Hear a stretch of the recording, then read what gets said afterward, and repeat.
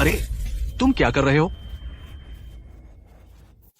अमन Shane, जय को चोट पहुंचाने के तुम पर लगे आरोपों के सबूत बहुत कमजोर है। कानून के मुताबिक तुम्हें अभी रिहा किया जा रहा है। तुम्हारे परिवार वाले बाहर तुम्हारा इंतजार कर रहे हैं।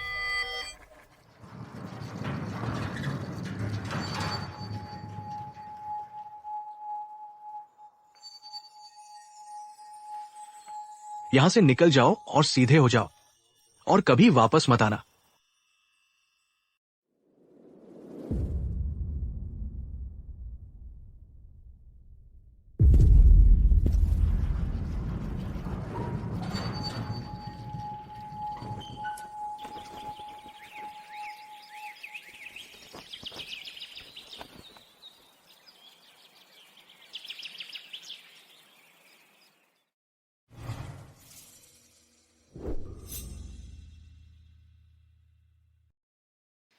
एक महीने से जेल में बंद थे। क्या उन्होंने आखिरकार तुम्हारी यह बदतमीजी ठीक कर दी? अब से आर्यन पर आरोप लगाना बंद करो। कार में बैठो, हम घर जा रहे हैं। क्या तुम बहरे हो? मैं तुमसे बात कर रही हूँ। क्या तुम्हें लगता है यह मासूमियत का नाटक करने से हम तुम्हारी परवाह करने लगेंगे?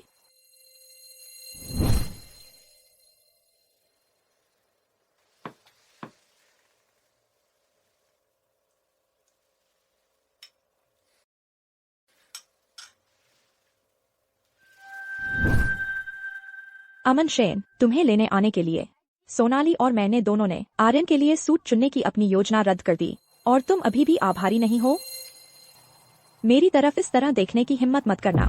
अगर तुमने जय को चोट नहीं पहुंचाई होती, उसे कोमा में नहीं पहुंचाया होता और फिर आर्यन पर आरोप नहीं लगाया होता, तो हम तुम्हें कभी जेल नहीं भेजते। अगर तुम अभी अपनी गलती नहीं मानोगे तो मैं तुम्हें फिर से जेल भेजने से पीछे नहीं हटूंगी।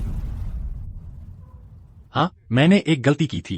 मेरी गलती तो एक जिंदगी बचाने की कोशिश करना था। मेरी गलती यह थी कि मैंने तुम लोगों से कुछ उम्मीद कर ली।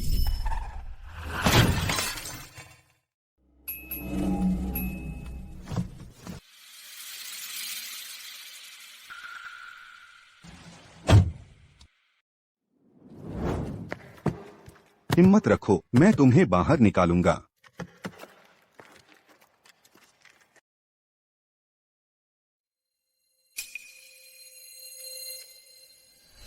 तुम अब भी उस किसी की जान बचाने वाली कहानी पर अड़े हो?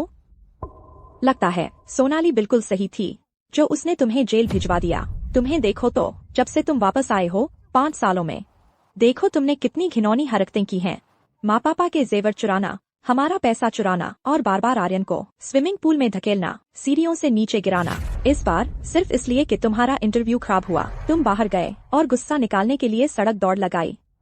तुमने जय को चोट पहुंचाई और उसे कोमा में पहुंचा दिया। और फिर तुम्हारी इतनी हिम्मत कि तुमने यह आरोप आर्यन पर लगाने की कोशिश की। 1 महीना जेल में तो बहुत कम सजा थी। बस 1 महीना? बस इतना ही? फिर क्यों नहीं है? आर्यन शेन जेल में? क्या तुम्हें पता है कि मैंने वहाँ क्या क्या झेला? तुमने ही तो उसे चोट पहुंचाई है, फिर आर्यन को उसके लिए जेल क्यों जाना चाहिए? मैंने जय को चोट नहीं पहुंचाई। तुम शीर्ष वकील हो। क्या आरोप लगाने के लिए सबूत की जरूरत नहीं होती? अगर तुमने उसे चोट नहीं पहुंचाई तो तुम उसे बचाने की कोशिश क्यों कर रहे थे? बस सोनाली ने तुम्हें मारा तुम्हारे भले के लिए। वह नहीं चाहती कि तुम अपनी जिंदगी बर्बाद करो। इतना बदतमीज मत बनो। गाड़ी में बैठो, हम घर चलते हैं। घर पर सब तुम्हारा इंतजार कर रहे हैं, आर्यन से माफी मांगने और उसकी खुशी मनाने के लिए।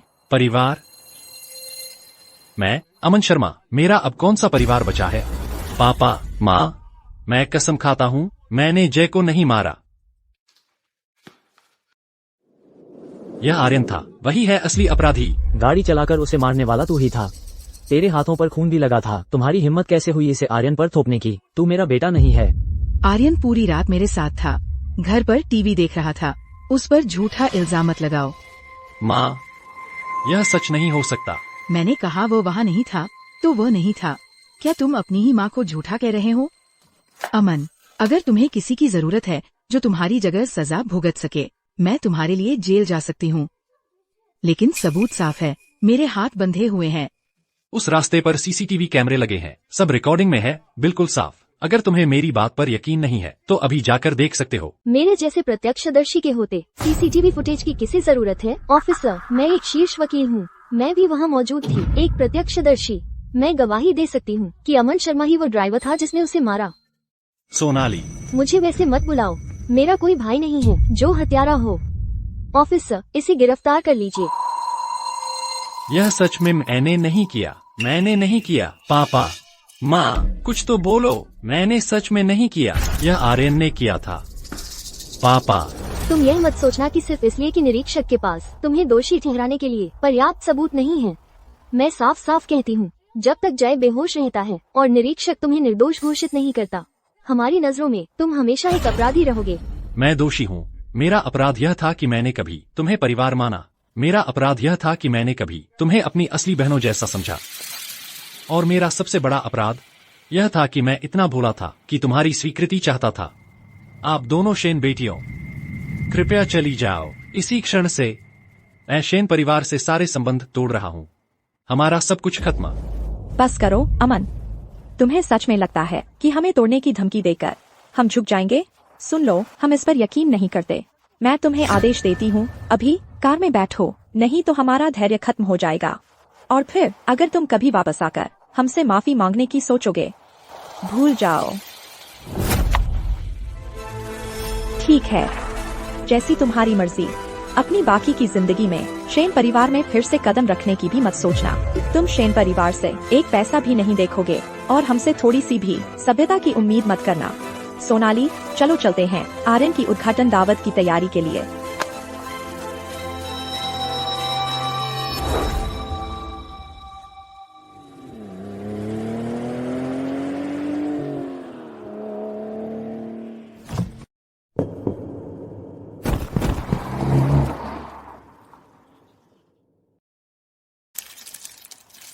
शेन परिवार को जेल में बिताया यह महीना, इसे मेरे तरीके के रूप में देखो। जीवन का ऋण चुकाने का जो मैं तुम पर चुका रहा हूँ। अब से हमारे बीच के सारे बंधन टूट गए हैं, हमारा सब कुछ खत्म।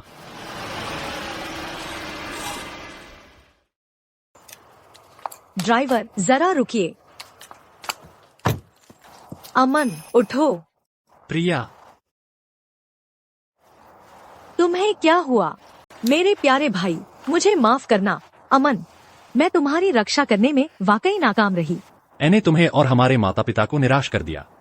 मुझे कभी भी शेन परिवार के पास वापस नहीं जाना चाहिए था। अमन, अगर तुम वापस जाना चाहते हो तो बस चले जाओ। उनके प्रति अपने को बाध्य मत समझो। आखिरकार खून का रिश्ता पानी से गाढ़ा होता है। बस तुम खुश रहो। बिल्कुल सही अमन, तुम्हारी खुशी ही सबसे ज्यादा मायने रखती है। हमारे परिवार का बारबेक्यू स्टॉल हमेशा यही रहेगा। तुम जब चाहो वापस आ सकते हो। अमन, एक बार तुमने मुझे बहन बुला लिया तो फिर जिंदगी भर के लिए हम भाई बहन हैं। मैं हमेशा तुम्हारा सबसे मजबूत सहारा रहूंगी। अगर बाहर किसी ने भी तुम्हें तकलीफ दी तो मैं उसकी खैर नहीं छोड़ूंगी।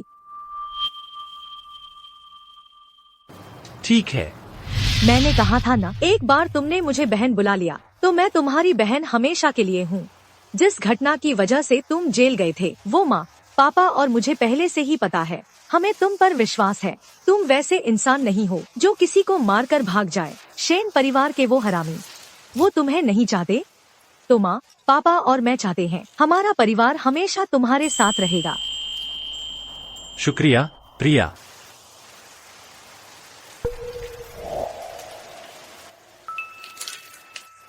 यह एक असफलता कुछ भी मायने नहीं रखती। इसका मतलब बस यह है कि तुम्हारी मुलाकात अभी तक उस टैलेंट स्काउट से नहीं हुई जो तुम्हें समझे। हिम्मत मत हारो, हम फिर से उठ खड़े होंगे और नई शुरुआत करेंगे। प्रिया, मेरा इंटरव्यू पास हो गया है।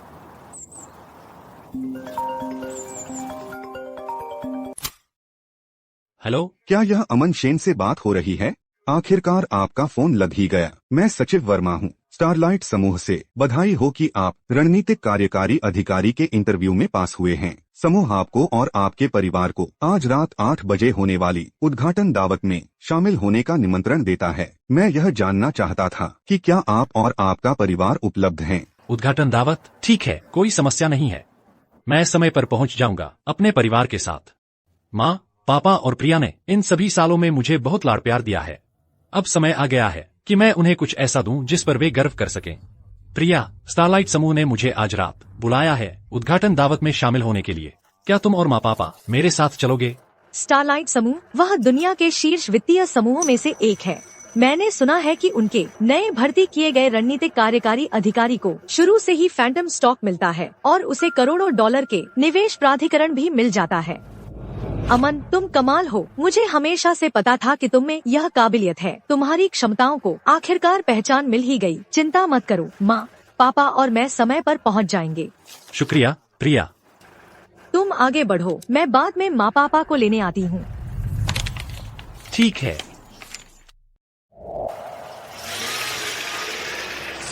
पापा, माँ, आज रात अमन स्टारलाइट समूह की उद्घाटन दावत में शामिल हो रहा है। अब समय आ गया है कि हम अपनी हैसियत दिखाएं और उसके समर्थन में खड़े हों।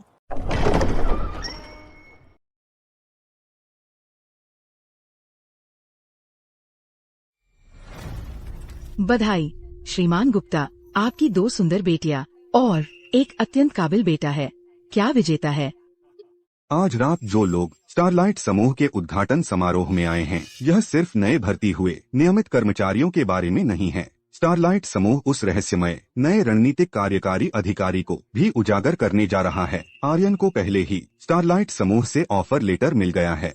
कहीं आप वह नए रणनीतिक कार्यकारी अधिकारी तो नहीं हैं? मुझे सच में स्टारलाइट समूह का ऑफर लेटर मिला है, लेकिन किस पद पर यह अभी तय नहीं है। हालांकि चाहे मैं कितना भी आगे बढ़ जाऊं, यहाँ मौजूद आप सभी मेरे वरिष्ठ हैं।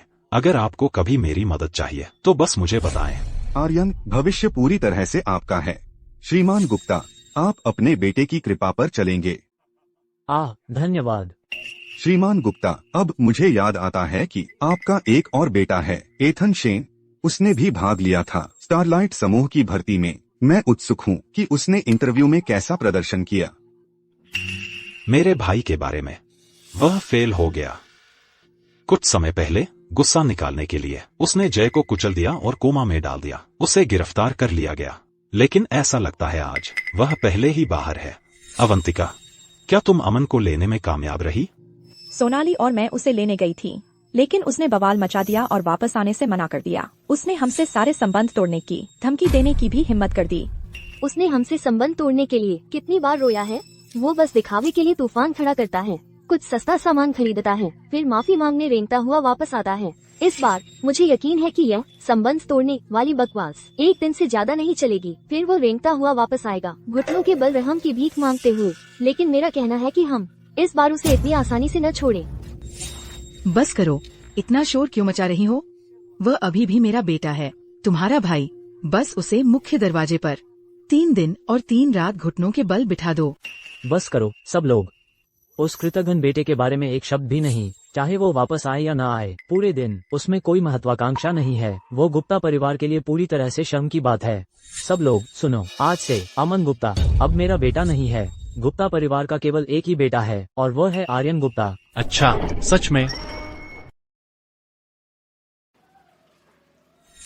मुझे उम्मीद है कि आप अपना वचन निभाएंगे श्रीमान गुप्ता। इससे पीछे न हटेंगे।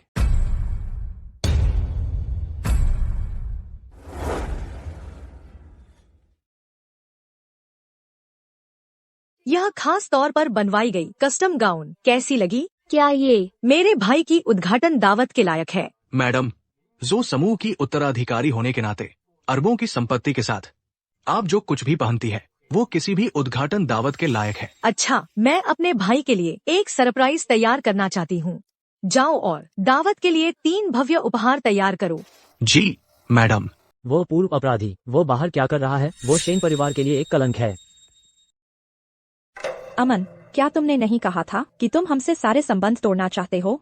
तो फिर तुम अब हमारे पास क्यों लौट रहे हो? मैं साफ साफ कह देती हूँ, अब से उन बेशर्म हरकतों का इस्तेमाल बंद करो जो तुमने अपने दत्तक माता पिता से सीखी है। वह हम पर काम नहीं करेगी। हम तुम्हारा नाटक नहीं खरीद रहे। तुम एक पूर्व अपराधी हो। तुम्हें क्या हक है कि तुम आर्यन की उद्घाटन दावत में आओ? यहाँ अपनी बेइज्जती मत कराओ, बाहर निकलो।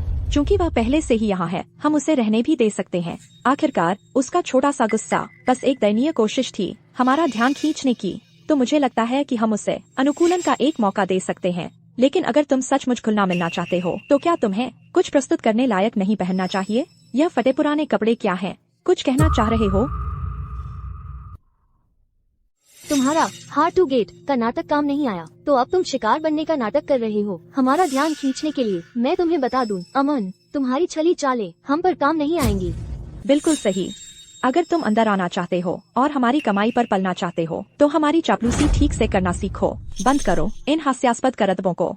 यहाँ से निकलो और बदलकर कुछ प्रस्तुत करने लायक पहनो। दो बातें।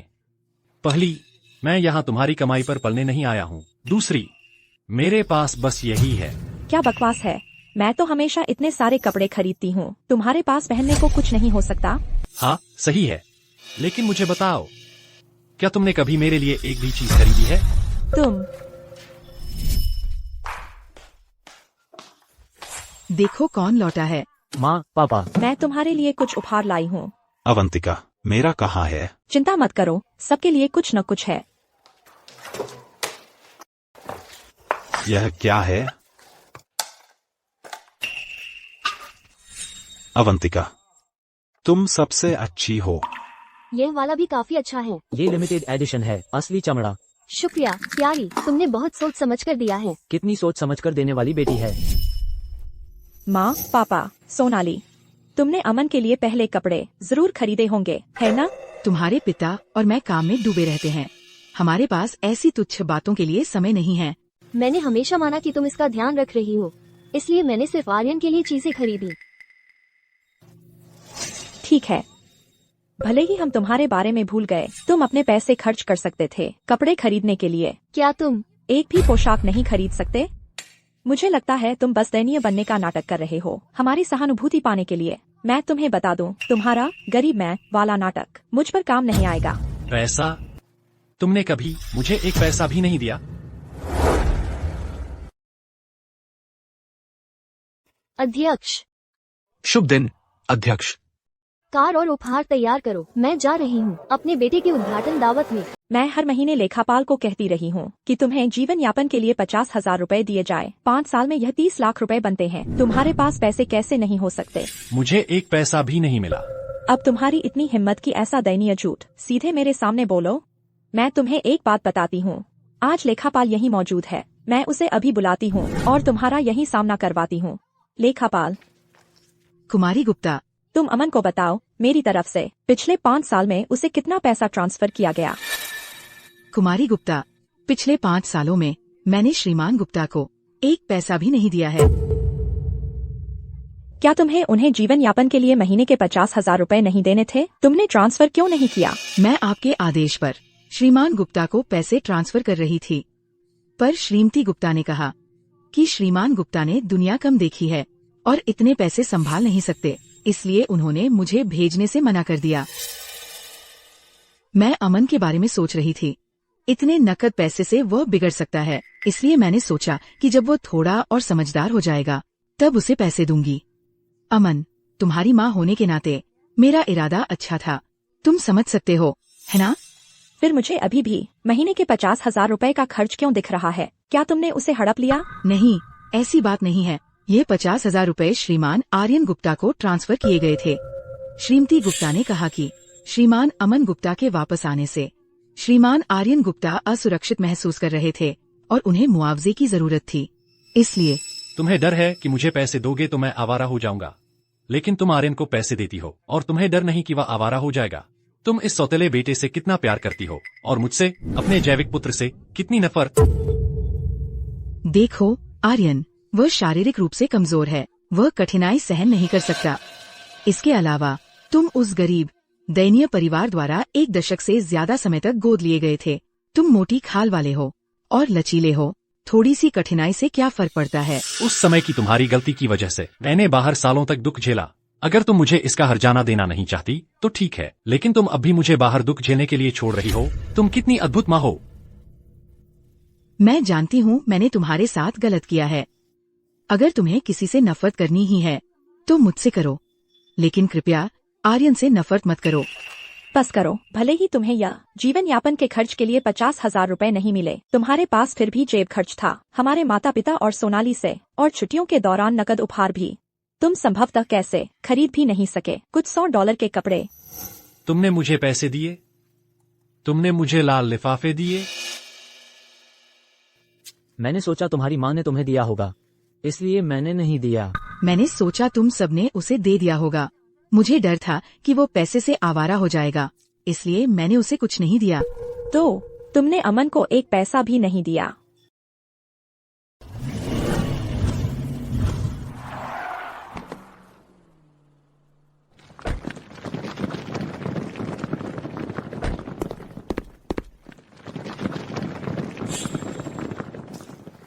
सर,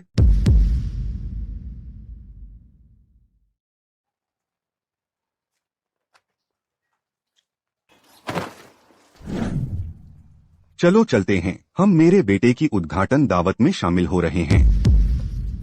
तुमने खुद अपनी आंखों से देखा। मेरे लिए कपड़े किसने कभी खरीदे हैं? मुझे किसने कभी पॉकेट मनी दी है? और मुझे लाल ओढ़नी किसने कभी दी है? तुम्हें उम्मीद है कि मैं कपड़े खरीदूं? किससे? अगर पैसे की तंगी थी तो तुम हमें बता सकते थे। अगर तुमने कुछ कहा होता तो हम तुम्हें पैसे जरूर देते।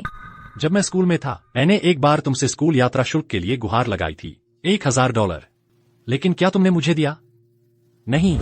आओ यहाँ आर्यन, यह 1 लाख का चेक है। यह मेरी तरफ से है, तुम्हारे विदेश पढ़ने के लिए, खर्च करने के लिए। सब खर्च कर देना, मजे करना, मेरे लिए बचाने की हिम्मत मत करना। शुक्रिया अवंतिका।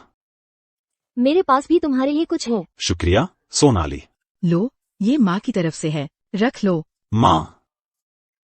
तुम्हारे पिता का तोहफा। शुक्रिया पापा। माँ, पापा, अगले हफ्ते स्कूल यात्रा है, क्या मैं $1000 ले सकता हूँ? अमन, तुमने आर्यन को विदेश पढ़ने के लिए पैसे मिलते देखा, तो अब तुम्हें भी भीख चाहिए। तुम हमेशा ध्यान खींचने की होड़ क्यों करते हो? अवंतिका, मैं नहीं कर रहा। तुम्हारा दिमाग हमेशा पैसों में ही लगा रहता है। क्या शेन परिवार ने तुम्हें इतना कम दिया है? कोई आश्चर्य नहीं, एक गरीब दयनीय परिवार से आने वाले हो। लालची। इस कचरे को फर्श से उठाओ और यहाँ से निकल जाओ। निकलो अभी। आर्यन, इस विदेश यात्रा पर तुम दोगुनी मेहनत करना।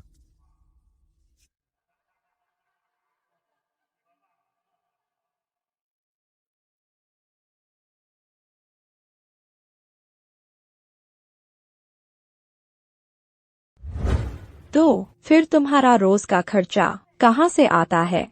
बस करो, पैसों के बारे में और बात नहीं। क्या तुम्हारी नौकरी नहीं है?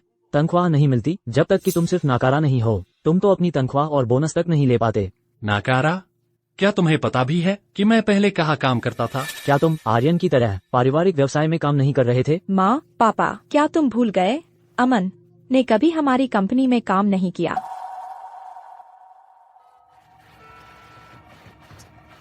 और कितनी देर? स्टारलाइट समूह आज अपनी उद्घाटन दावत कर रहा है। बहुत से लोग आए हैं और यहाँ फंसे हुए हैं। अनुमानित समय 10 मिनट है। सायरन बजाओ। सिर्फ 3 मिनट में हमें शिखर होटल पहुँचना ही होगा। जी। क्या कंपनी के सारे HR मामले तुम्हारी माँ ही देखती है? प्रिय, क्या तुम अमन को कंपनी में लाना भूल गई? भर्ती कराना। मुझे बस डर था कि अगर वो आर्यन के साथ काम करेगा, साथ काम करने पर, तो आर्यन पर बहुत दबाव पड़ेगा, उसे अच्छा नहीं लगेगा, इसलिए मैंने इंतजाम नहीं किया। इसके अलावा और एक बात, वो इतना काबिल है ही नहीं। अगर वह कंपनी में काम करने जाता तो कंपनी के प्रदर्शन पर असर पड़ता। मैंने बस सोचा था उसे कुछ डिलीवरी का काम करने दो, चरित्र बनेगा। हाँ बेटा, माँ की नीयत तुम्हारे भले की थी, तुम्हें ये समझना चाहिए। अरे अरे, तुम्हें तो पता भी नहीं मैं इन सालों में कहाँ काम कर रहा था, सारे ये साल, और तुम इसे मेरे भले के लिए कहते हो। क्या तुम्हें डर है कि मैं तुम्हें शर्मिंदा कर दूंगा, या डर है कि सबको पता चल जाएगा कि आर्यन एक गैरकानूनी बेटा है? अगर तुम ऐसा सोचते हो तो मैं कुछ नहीं कर सकती। वैसे भी तुम्हारी माँ का दिल साफ है। अमन, तुम मुझे यह मत कहना कि सच में डिलीवरी ड्राइवर हो। हाँ बिल्कुल सही, मैं दिन में डिलीवरी करता हूँ और रात को पार्ट टाइम जॉब करता हूँ। हे भगवान, गुप्ता परिवार का अपना जैविक पुत्र अमन सच में डिलीवरी कर रहा है। मैंने सुना है यह अमन कॉलेज ग्रेजुएट है, उसे डिलीवरी और पार्ट टाइम जॉब करवाना। श्रीमान गुप्ता ने तो सच में अपना फाराजा निभाया ही नहीं। तुमने हमें यह क्यों नहीं बताया कि तुम बेरोजगार हो? चाहे तुम हमारी गुप्ता कंपनी में काम नहीं कर पाते तो तुम हमारी पार्टनर कंपनियों में काम करने जा सकते थे। क्या तुम जानबूझकर छुपा रहे थे, पीड़ित बनकर हमारी सहानुभूति पाने के लिए? क्या मैंने पहले नहीं बताया था कि मैं फैमिली कंपनी में इंटर्नशिप करना चाहता था? क्या किसी ने परवाह की? तुमने कहा मैं काबिल नहीं हूँ कि डिलीवरी ड्राइवर बनना या सुरक्षा गार्ड बनना मेरे लिए काफी है। बहुत खूब, बहुत खूब, बहुत खूब। मेरा बेटा सच में कमाल का है। हा हा हा, देखो तो। ये एक दस्तखत लाखों का डील है। मेरा बेटा सच में अद्भुत है। माँ, पापा, यह सब आप दोनों की अच्छी सीख की वजह से है। पापा, माँ, क्या मैं हमारी फैमिली कंपनी में या हमारी किसी पार्टनर कंपनी में इंटर्नशिप के लिए जा सकता हूँ? तुम अभी अभी ग्रेजुएट हुए हो। कौन सी इंटर्नशिप? इंटर्नशिप करनी है, जाकर खाना डिलीवर करो या फिर सुरक्षा गार्ड बन जाओ। नहीं, बात वह नहीं है। मैंने असल में एक आविष्कार किया है।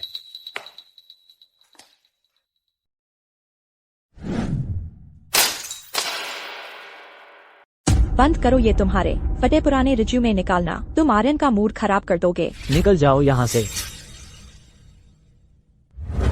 तुम खुद ही नाकारा हो, ये तुम्हारी गलती है। अगर तुम में हमारे आर्यन का आधा भी टैलेंट होता तो हम तुम्हें नजरअंदाज नहीं करते। तुम पर ध्यान देना बिल्कुल समय की बर्बादी है। बिल्कुल सही। हमारे आर्यन को देखो, वो न सिर्फ होशियार और समझदार है, उसे स्टारलाइट समूह में भी जगह मिल गई है। परिवार का नाम रोशन कर रहा है। भविष्य में वो हमारे शेन परिवार को निश्चित ही नई ऊंचाइयों पर ले जाएगा। और तुम एक मामूली डिलीवरी बॉय हमारे ध्यान के लायक नहीं हो। अरे बस करो अब। अमन से इस तरह मत बोलो। उसके दत्तक माता पिता गरीब है, यही काफी है कि वो खाना डिलीवरी का काम कर पा रहा है। अरे अमन, जब तुम्हारा भाई स्टारलाइट समूह में शामिल हो जाएगा तो हम तुम्हारे लिए एक सुरक्षा गार्ड की जगह का इंतजाम करेंगे। तुम्हें कैसे पता कि मैं आर्यन से कम काबिल हूँ? और तुम्हें कैसे पता कि मुझे सिर्फ आर्यन की कंपनी में ही जगह मिल सकती है, वो भी एक सुरक्षा गार्ड के तौर पर? अमन शर्मा, मुझे पता है तुम आर्यन से जलते हो, लेकिन आर्यन एक मेधावी छात्र था। इस बार उसे स्टारलाइट समूह में भी जगह मिल गई है। अपने भविष्य की उससे तुलना भी मत करो। इसके अलावा अगर तुम सच में स्टारलाइट समूह का इंटरव्यू पास कर लेते तो फिर परिवार की कार चुराकर गुस्सा निकालने, सड़क दौड़ में शामिल होने और शेन परिवार के लिए इतनी बड़ी मुसीबत खड़ी करने क्यों जाते? मैं तुम्हें एक बात बता दूं, जो पद मैं शुरू कर रहा हूँ वह आर्यन की पहुँच से कहीं बाहर की चीज है। मेरा भविष्य ऐसा है जिसकी वह तुलना भी नहीं कर सकता। अमन शर्मा, नाकाबिल होना शर्मनाक नहीं है। शर्मनाक तब है जब तुम्हें पता हो कि तुम नाकाबिल हो और फिर भी दिखावा करो। कमजोर लोग ऐसा ही करते हैं। पहाड़ों से आया एक आवारा सुनहरे लड़के से मुकाबला करने की हिम्मत कर रहा है। ये बिल्कुल हास्यास्पद है। मुझे डर है कि तुम्हारा कीमती सुनहरा लड़का आर्यन मेरी एक उंगली के बराबर भी नहीं है। तुम माननीय नए सदस्यों और परिवार के सदस्यों, शुभ संध्या। स्टारलाइट समूह की वार्षिक उद्घाटन दावत अब औपचारिक रूप से शुरू हो रही है। दावत शुरू होने वाली है। तुम्हें अब जाना चाहिए। यहाँ रुककर अपने और अपने भाई के बीच के फासले को न देखो। वह इतना बड़ा है कि तुम्हें बस दुख ही होगा। तो फिर देखते हैं, जब ऐलान हो जाएगा तो फिर कौन है आवारा और कौन है सुनहरा लड़का। नए सदस्यों और सम्मानित अतिथियों, शुभ संध्या। स्टारलाइट समूह की वार्षिक उद्घाटन दावत में आपका स्वागत है। इस साल स्टारलाइट समूह ने न केवल कई नियमित कर्मचारियों की भर्ती की है, बल्कि एक विशिष्ट व्यक्ति को भी चुना है। इस साल की अत्यधिक प्रतिस्पर्धी भर्ती में उम्मीदवारों के समुद्र में से वह सबसे अलग नजर आए। शीर्ष समग्र स्कोर के साथ उन्हें स्टारलाइट समूह का रणनीतिक कार्यकारी अधिकारी नियुक्त किया गया है। शामिल होते ही हमारे नए रणनीतिक कार्यकारी अधिकारी को तुरंत कंपनी के 10% शेयर प्राप्त होंगे। इसके अलावा समूह उन्हें प्रदान कर रहा है $10 करोड़ की निवेश पूंजी, उपयोग की पूर्ण स्वायत्तता के साथ। और यह रणनीतिक कार्यकारी अधिकारी, जिसने शक्ति और सम्मान दोनों प्राप्त किए हैं, गुप्ता गोत्र से आते हैं। वह विक्रम के पुत्र हैं। आइए उनका स्वागत करने के लिए जोरदार तालियां बजाएं। बधाई हो बेटा, मुझे तो पता ही नहीं था कि तुम इतने शानदार हो। न केवल तुम स्टारलाइट समूह में शामिल हुए, बल्कि रणनीतिक कार्यकारी अधिकारी बनकर। तुमने हमें क्यों नहीं बताया?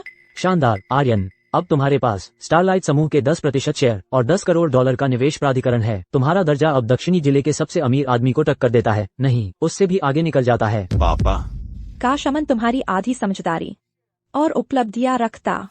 बस करो अवंतिका, अमन शर्मा का नाम मत लो। माहौल खराब मत करो। आर्यन, अब तुम्हें मंच पर आ जाना चाहिए। सभी को नमस्ते। मैं आर्यन स्टारलाइट समूह में शामिल हो पाया। इसका कारण केवल मेरी मेहनत नहीं, बल्कि मेरे माता पिता और मेरी बहनों की देखभाल का भी धन्यवाद है। मेरे माता पिता के समर्थन और मेरी बहनों के स्नेह के बिना मैं आज ऐसी सफलता कभी हासिल नहीं कर पाता। इसलिए आज मैं अपने परिवार का हृदय से आभारी हूँ। रुको, तुमने अभी क्या नाम कहा? ओह, मेरा नाम है सचिव वर्मा। वो मेरा बेटा है आर्यन। बकवास। स्टारलाइट समूह के नए रणनीतिक कार्यकारी अधिकारी का नाम आर्यन नहीं है, उनका नाम है अमन। क्या? अमन?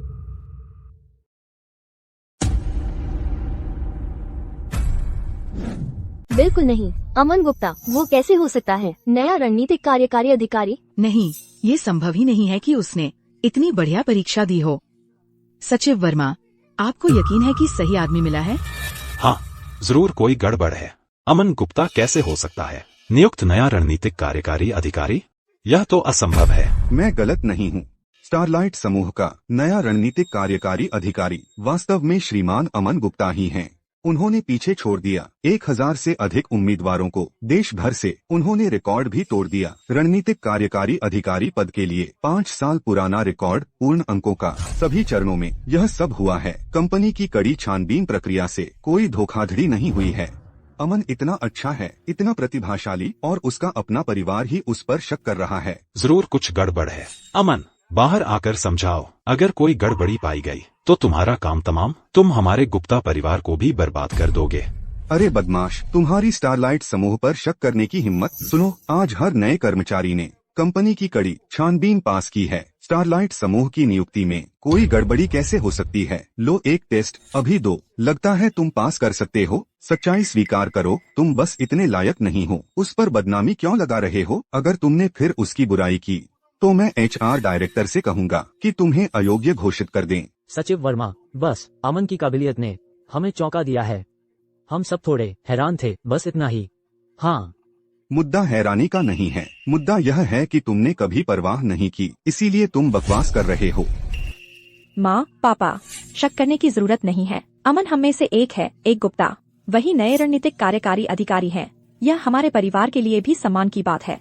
हाँ हाँ हाँ, ये है गुप्ता परिवार के लिए सम्मान।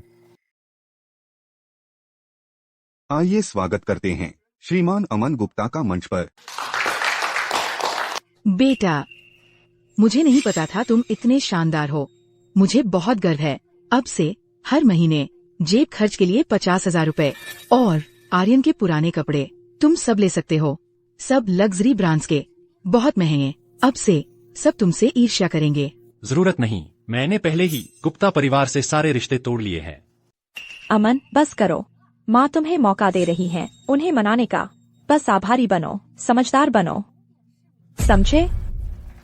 श्रीमती गुप्ता, कुमारी गुप्ता, तुम मेरे रास्ते में हो।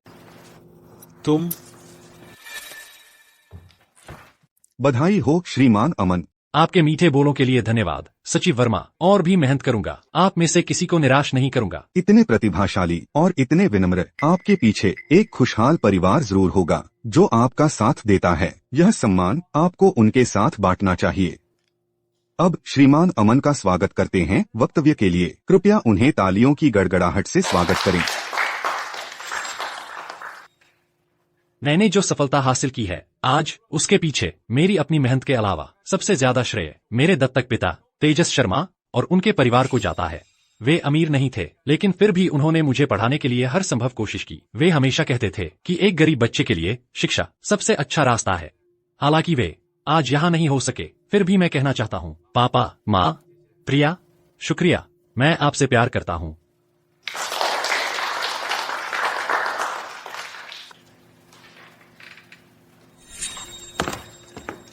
अमन, तुम बाहर वालों को धन्यवाद देते हो, लेकिन अपने ही असली माता पिता और बहनों को भी नहीं। क्या वो सारी पढ़ाई बेकार गई? क्या तुम्हें अभी भी माँ से गुस्सा है? मेरी आज की सफलता, क्या उसका तुमसे कोई लेना देना है? तुम स्टारलाइट समूह में शामिल होने में कामयाब रहे रणनीतिक कार्यकारी अधिकारी के तौर पर। क्या ये शेन परिवार के जीन और परवरिश की बदौलत नहीं है? अगर शेन परिवार के उत्तम जीन और परवरिश न होते तो 10 साल में भी तुम स्टारलाइट समूह में नहीं घुस पाते, और तो और मुख्य रणनीतिक कार्यकारी अधिकारी तो बिल्कुल नहीं बन पाते। जब तुम पहली बार शेन परिवार में आए थे, क्या तुमने कभी सोचा था कि तुम कितने दयनीय थे, कितने फटेहाल? तुमने गहने और नकदी चुराने की भी हिम्मत की और आर्यन को स्विमिंग पूल में धकेल दिया। और सबसे बड़ी बात, बस 1 महीने पहले तुमने जय को टक्कर मारी और उसे कोमा में पहुंचा दिया। अगर शेन परिवार की सुधार न होती तो तुम बहुत पहले गलत रास्ते पर चल पड़े होते। आज ये सारी शोहरत तुम्हें कहाँ से मिलती? पुलिस ने पहले ही मुझे बरी कर दिया है। तुम्हें क्या हक है कि मुझे दोषी ठहराओ? तुम मेरे माता पिता बनने लायक नहीं हो। मैंने कभी तुम जैसे माता पिता नहीं पाए। अमन, मैं तुम्हें कुछ बताती हूँ। अगर तुम अभी भी हमारे परिवार का हिस्सा बनना चाहते हो तो अपने आप को संभालो। अगर तुम नखरे दिखाते रहे तो हम नहीं चाहेंगे तुम्हें अपना भाई। अगर तुम्हें यह भाई नहीं चाहिए तो मुझे प्रिया को चाहिए। सुनो अमन, अगर तुम्हें अब भी इस परिवार का हिस्सा बने रहना है तो अपने कदम संभाल कर रखना। अगर तुम नखरे दिखाते रहे तो हम तुम्हें हमेशा के लिए त्याग देंगे। तुम्हें उसकी जरूरत नहीं है। खैर, प्रिया को उसकी जरूरत है।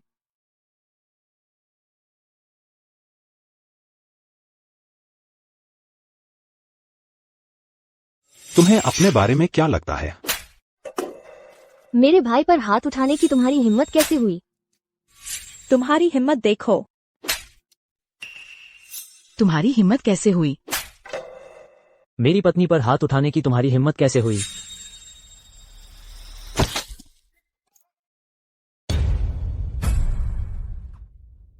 पागल औरत। वह पागल औरत कौन है? वो मैं ही हूँ। मैं ही वो पागल औरत हूँ। तो क्या हुआ? कम से कम तुम्हें यह तो पता है। निकल जाओ यहाँ से।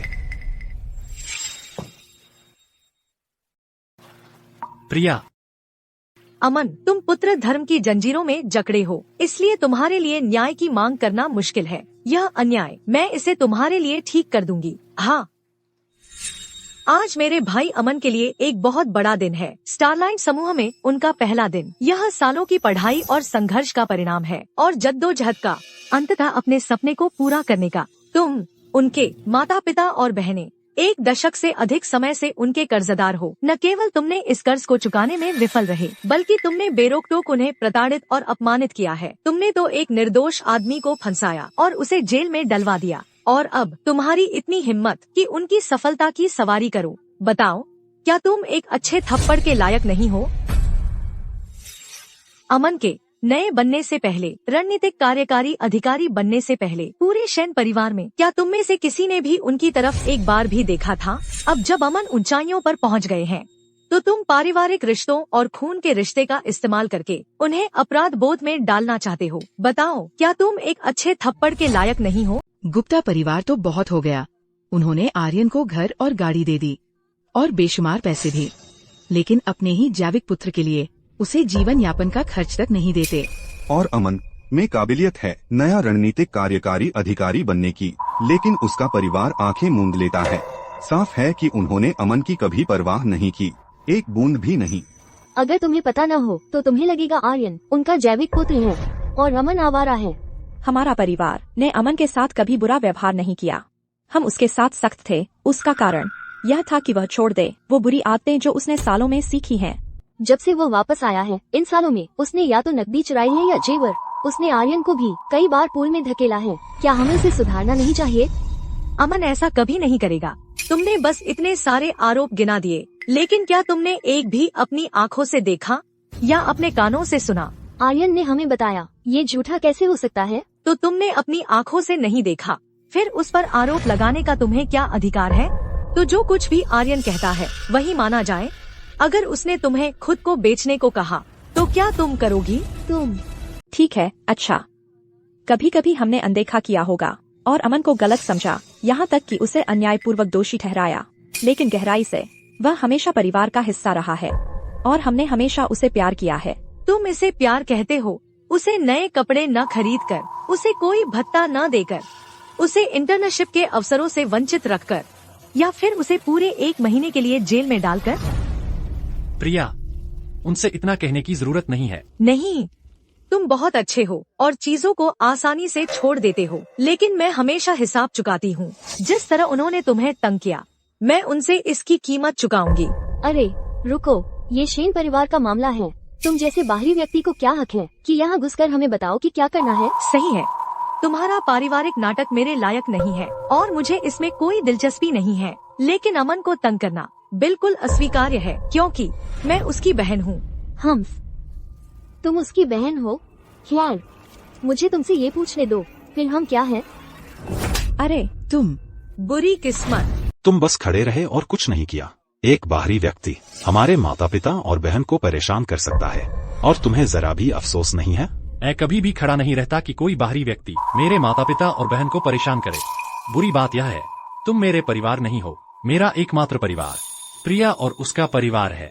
अमन, उसका तुमसे कोई खून का रिश्ता नहीं है। जहाँ तक तुम जानते हो, उसका परिवार खरीदार हो सकता है। क्या तुम कह रहे हो कि तुम एक चोर को अपना पिता कहोगे? जब से शर्मा परिवार ने मुझे अपनाया है, उन सभी वर्षों में हम अमीर तो नहीं थे, लेकिन मैं हर एक दिन खुश था। लेकिन गुप्ता परिवार में वापस हर दिन एक साल जैसा लंबा लगता था। तो मुझे बताओ, यहाँ असली चोर कौन है? अमन, तुम चिंता मत करो, मैं वादा करती हूँ अब से तुम्हारा जीवन और बेहतर ही होगा। नकर दिल बेटा, क्या तुम हमसे रिश्ते तोड़ने की कोशिश कर रहे हो? हाँ, तुम्हारी बस इतनी ही सुननी थी। दोहरी बातें बंद करो, उल्टी मनोवैज्ञानिक चालें चलना छोड़ो। अगर तुमने सच में पापा को नाराज कर दिया तो तुम्हारी सारी छोटी छोटी योजनाएं धुएं में उड़ जाएंगी। मैंने पहले भी कहा है, मैं सभी रिश्ते तोड़ रहा हूँ गुप्ता परिवार से, हमेशा के लिए।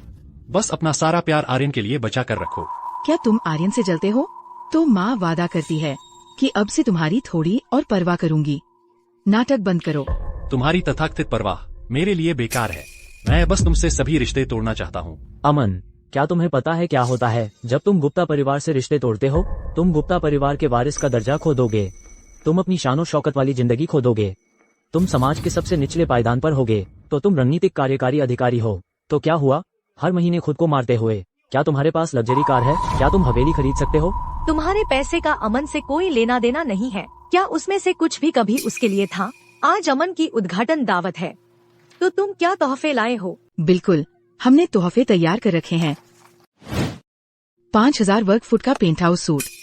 मैंने उसके लिए ये लिया है, एक Van Cleef and Raffles mechanical watch. और यह है जो मैंने लिया, कीमत 50 लाख रुपए, एक टॉप लाइन मैसराती स्पोर्ट्स कार। यह सब अमन के लिए है। हाँ, एक दत्तक पुत्र के लिए तुम इतने सारे तोहफे तैयार करते हो, लेकिन अपने ही जैविक पुत्र के लिए तुमने कुछ भी तैयार नहीं किया। कैसे माता पिता और बहनें हो तुम? सच में मिसाल कायम कर रहे हो, है न? खैर, क्या ये सिर्फ एक गलतफहमी नहीं थी अमन की काबिलियत के बारे में? इसके अलावा वह अभी जेल से बाहर आया है। हमारे पास तैयारी का समय ही नहीं था। लेकिन अगर अमन को सच में जरूरत है, हमारे घर पर एक पुरानी मर्सिडीज जरूर है, वो ले सकता है। बिल्कुल सही। अगर तुम अपनी गलती मानने को तैयार हो, मैं तुम्हें बटलर की पुरानी मर्सिडीज दूंगा जो उसने 1 दशक से चलाई है। वो तुम्हारी है। अमन शर्मा, क्या तुम्हें जल्दी से हमारे माता पिता का शुक्रिया नहीं अदा करना चाहिए? आखिरकार वो पुराना धातु का ढेर अभी भी हजारों रुपए में बिक सकता है। तुमने अपने दत्तक पुत्र आर्यन को $10 लाख का तोहफा दिया, लेकिन मेरे लिए, तुम्हारे अपने खून मांस के लिए, तुमने कुछ हजारों की पुरानी मर्सिडीज खोद निकाली। क्या तुम न्याय का दिखावा भी नहीं कर सकते? तुम हमें परिवार कैसे कह सकते हो? मैं सिर्फ चिंतित थी कि आर्यन नाराज हो जाएगा। इसके अलावा वो तुम्हारे जितना सक्षम नहीं है। अगर मैंने तुम दोनों को एक ही चीज दी तो वो असहज महसूस करेगा। तुम आर्यन को कितना चाहते हो और अमन से कितना घृणा करते हो? बस व्यंग्यात्मक स्वर में बात करना बंद करो। एक नवनियुक्त रणनीतिक कार्यकारी अधिकारी कुछ खास नहीं है। उसकी चालाक तरीकों के साथ, उसका ध्यान खींचने वाला व्यक्तित्व और हिट एंड रन, और उसका बिल्कुल भी पश्चाताप न करने वाला व्यवहार, उसे एक पुरानी मर्सिडीज देना बहुत ज्यादा है। अच्छा हाँ, क्या तुम उसकी एकमात्र बहन नहीं हो? तुमने उसकी एकमात्र बहन, उसके लिए क्या तोहफा तैयार किया? क्या वो 3 चिकन हड्डियाँ, 10 मेमने के सीख कबाब, या शायद भुने हुए बैंगन की एक प्लेट थी? हा हा हा हा। आज अमन का उद्घाटन दावत है। बेशक मैंने एक तोहफा तैयार किया है। तोहफे ले आओ। त्रिपक्षीय उद्घाटन उपहार प्रस्तुत है। श्रीमान गुप्ता के सम्मान में $5 लाख नकद। श्रीमान गुप्ता की कामना है कि आपका रास्ता सुनहरा हो, भविष्य उज्जवल हो और सुबह के सूरज से भी ज्यादा चमकदार हो। शिखर विला। श्रीमान गुप्ता की कामना है कि आप ऊपर तक स्थिर चढ़ाई करें और सबसे ऊपर खड़े हों। एक बेंटले। श्रीमान गुप्ता की कामना है कि आप सभी प्रतिद्वंद्वियों को पीछे छोड़ दें, अपनी जीत का आनंद लें और सफलता की लहर पर सवार हों। हे भगवान, एक बेंटले, नकद, शिखर विला, ये उपहार पूरी तरह कुचल देते हैं आर्यन द्वारा लाई गई किसी भी चीज को। अमन की यह दत्तक बहन, यह कौन है जो इतने पागलपन भरे उपहार देती है? यह ज्यादातर लोगों द्वारा अपने पूरे जीवन में देखी गई रकम से भी ज्यादा है। अगर ये सब सच है तो वो 100 गुना बेहतर है उसकी जैविक बहनों से। बिल्कुल सही। अमन, आज रात के उपहार थोड़ी जल्दबाजी में तैयार किए गए थे। कृपया अभी के लिए इन्हें स्वीकार करें। कुछ दिनों में मेरे माता पिता और मैं आपके लिए एक और भी बड़ा सरप्राइज लाएंगे। प्रिया, यह बहुत ज्यादा है। मैं सच में इसे नहीं ले सकता। बेवकूफ मत बनो, बस ले लो। इसे ऐसे समझो कि मैं गलती सुधार रही हूँ। उस समय अगर मैंने तुम्हारा शैन परिवार में वापस जाना मंजूर नहीं किया होता तो तुम्हें इतना दुख नहीं झेलना पड़ता इन सभी सालों में। प्रिया, यह सब तुम्हारी गलती नहीं है। मैं ही अंधा और मूर्ख था, लेकिन अब मेरी आंखें खुल गई हैं। अब से मैं कभी भी उस तथाकथित खून के रिश्ते से फिर नहीं चिपकूंगा। अभी भी अपना नाटक कर रहे हो? क्या मैं तुम्हारे लिए एक ऑस्कर ले आऊं? नाटक? माँ, मैंने सब कुछ जांच लिया है। अमन शर्मा का पूरा परिवार, वे सब नीच लोग हैं। उसके दत्तक पिता सिर्फ एक बारबेक्यू स्टॉल के मालिक हैं। उसकी दत्तक माँ शर्मा समूह में सफाई कर्मचारी के तौर पर काम करती है। उसकी तथाकथित बहन, वह तो सिर्फ शिखर होटल में एक वेट्रेस है। सोचो तो, शर्मा समूह की एक संपत्ति शिखर होटल में मेरा निजी निरीक्षण और मुझे एक वेट्रेस समझ लिया गया। तुम्हारे पूरे परिवार की कुल संपत्ति क्या? कुछ लाख रुपए, लग्जरी कारें, बंगले। तुम्हें लगता है तुम इनमें से कुछ भी खरीद सकते हो? तो ये सारे भव्य उपहार पूरी तरह से झूठे हैं, बिल्कुल नकली। अब मुझे याद आया, उस बार जब हम अमन को लेने उसे शेन परिवार में वापस ला रहे थे, वो यहीं इस बारबेक्यू स्टॉल पर था। मुझे लगा कि वो वहीं काम कर रहा है। पता चला कि उसके दत्तक पिता का वहाँ का धंधा था। आर्यन तो सच में चालाक है। उसने उनका नाटक ताड़ लिया। उसका दत्तक परिवार अगर वाकई उनके पास पैसा होता तो कोई सफाई क्यों कर रहा होता, कोई बारबेक्यू स्टॉल क्यों चला रहा होता, और कोई वो कमीनी वेट्रेस क्यों होती? झूठा दिखावा करके नाटक कर रहे हैं। सफलता का सुनहरा रास्ता कहाँ रह गया? कितनी शर्म की बात है। मुझे तुम जैसा भाई कैसे मिल गया? तुम ऐसे कैसे हो सकते हो? इतनी छोटी उम्र में ही इतना घमंडी। अमन, प्रिया, तुमसे मिली कोई भी चीज मेरे लिए दुनिया से बढ़कर है। मेरे प्यारे भाई, क्या तुम बस असली बने रह नहीं सकते? जो हो नहीं वो बनने की कोशिश बंद करो। तुम्हें शर्म नहीं आती? अमन शेन, तुम हमारे प्यार और ध्यान के लिए कुछ भी करने को तैयार हो। एक बात सुन लो, मैं इस वक्त तुमसे बहुत निराश हूँ। तुम्हारी तथाकथित चिंता मेरे लिए बिल्कुल कुछ नहीं है। तुम सोचते हो कि तुम दोनों इस छोटे से नाटक को करके अपनी छवि सुधार लोगे और मुझे अपराध बोध या पछतावा होगा? सपने देख रहे हो। लेकिन मैं तुम्हें बता दूं, क्योंकि अब तुम नए रणनीतिक कार्यकारी अधिकारी हो, अगर तुम मेरे सामने घुटने टेक कर विनती करोगे तो शायद मैं तुम्हें शेन परिवार में वापस रेंगने का एक मौका दे दूं। नहीं तो हम सभी संबंध तोड़ लेंगे। बिल्कुल सही।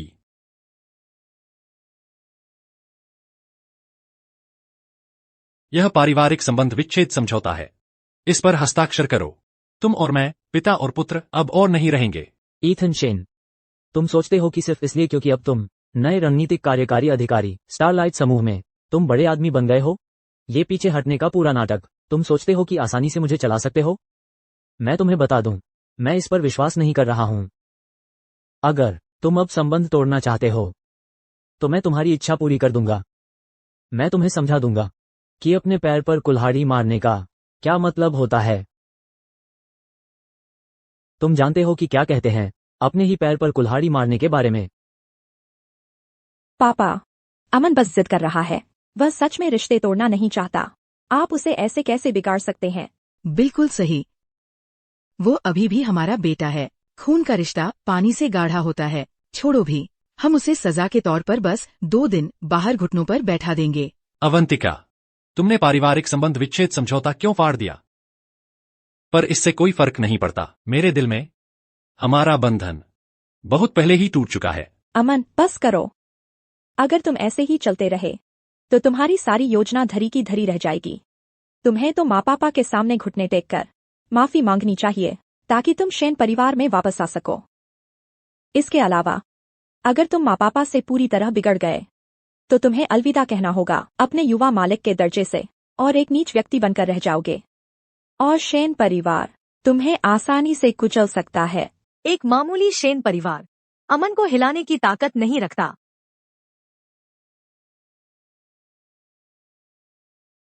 अमन बस भोला भाला है और तुम उसकी बहन भी उतनी ही बचकानी हो। फिर भी तुम उसके साथ मिलकर यह दयनीय नाटक कर रही हो। सुन लो, अगर अमन को हमारे परिवार का सहारा नहीं मिला तो वह जिंदगी भर पछताएगा। तुम्हारे जैसा परिवार हमारे वक्त के लायक भी नहीं है। उसके पछतावे की तो बात ही छोड़ो। तुम तो बस शिखर होटल की एक वेट्रेस हो। तुम्हें क्या लगता है कि तुम्हें हक है हमारे परिवार के खिलाफ जाने का? सुनो, शिखर ग्रुप और हमारा परिवार रणनीतिक साझेदार है। पता है क्या? एक फोन करके मैं तुम्हें शिखर से निकलवा सकती हूँ। तुम मुझे नहीं निकाल सकती, लेकिन मैं शिखर को तुम्हारे परिवार से संबंध तोड़ने पर मजबूर कर सकती हूँ। तुम्हारी हिम्मत तो देखो। फिर जाओ और कोशिश करके देखो कि इसे रद्द कर सको। सब देखेंगे कि शिखर होटल की एक वेट्रेस हमारा कारोबार कैसे बंद करती है।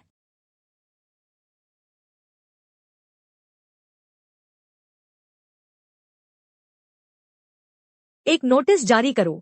शेन परिवार को शिखर होटल की काली सूची में डाल दो। अमन, क्या मैं बहुत कठोर हो गई थी?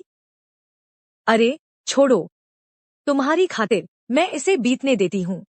आखिरकार वे तुम्हारे खून के रिश्तेदार हैं।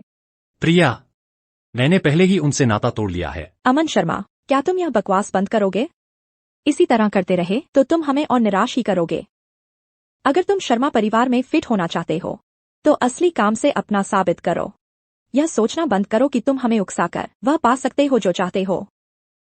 हमारे माता पिता और हम सभी सफल दुनियादार लोग हैं। तुम्हारे ये फूहड़ तरीके हमें बस दयनीय लगते हैं।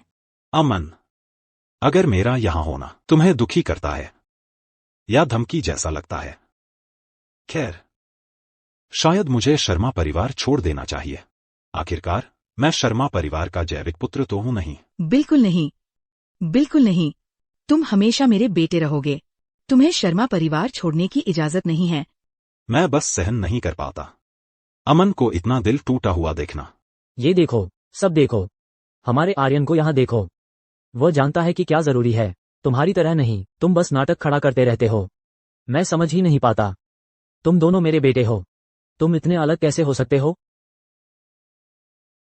श्रीमान गुप्ता, पारिवारिक संबंध विच्छेद समझौता शायद हस्ताक्षरित न हो, लेकिन मेरे दिल में तो हमारा रिश्ता खत्म हो चुका है।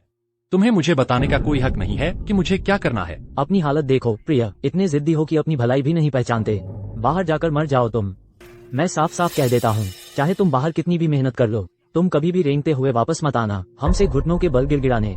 मैं, अमन, कसम खाता हूँ कि मैं भूखा रहूंगा, प्यासा मरूंगा या काम करते करते दम तोड़ दूंगा, लेकिन जीवन में कभी भी गुप्ता घर में कदम नहीं रखूंगा। ठीक है, मैं बस देखना चाहता हूँ कि तुम अपने दम पर कितना आगे जाते हो, जब हमारे परिवार का सहारा तुम्हारे पीछे नहीं होगा। पापा, चलिए, अमन से ऐसे मत बोलिए। आखिरकार अमन के पास कितनी अच्छी बहन तो है। बस उसका एक फोन कॉल काफी है कि शिखर होटल हमारे परिवार से सारे संबंध तोड़ दे। पापा, अगर आपने फिर अमन से छेड़छाड़ की तो हमारे परिवार के पास कुछ भी नहीं बचेगा। मुझे यकीन नहीं आता कि कोई वेट्रेस हमें मजबूर कर सके कि हम शिखर ग्रुप के साथ काम करना बंद कर दें। सुन लो प्रिया, मैंने पहले ही अमन को त्याग दिया है, तो तुम उसकी वजह से कोई रियायत मत दिखाना और बदला लेने आ जाना। जाओ, अपना बदला ले लो। ठीक है, जैसी तुम्हारी मर्जी। 5, 4,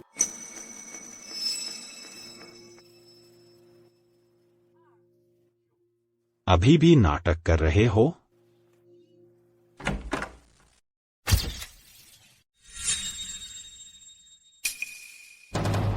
विक्रम, तुम और तुम्हारा परिवार अब शिखर होटल की ब्लैकलिस्ट में है। सुरक्षा, इसे यहां से बाहर निकालो। तुम्हारी हिम्मत कैसे हुई शेन परिवार को ब्लैकलिस्ट करने की?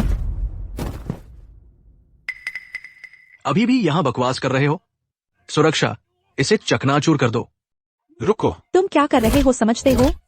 बंद करो, अभी बंद करो। रुको, उसे मारना बंद करो। मैं तुम लोगों को चेतावनी दे रही हूँ, मुझे छूने की हिम्मत मत करना। छोड़ो, मुझे छोड़ दो, तुम सुरक्षा गार्ड।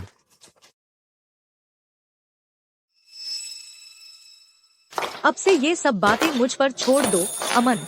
प्रिया, तुम सबसे बेहतरीन हो।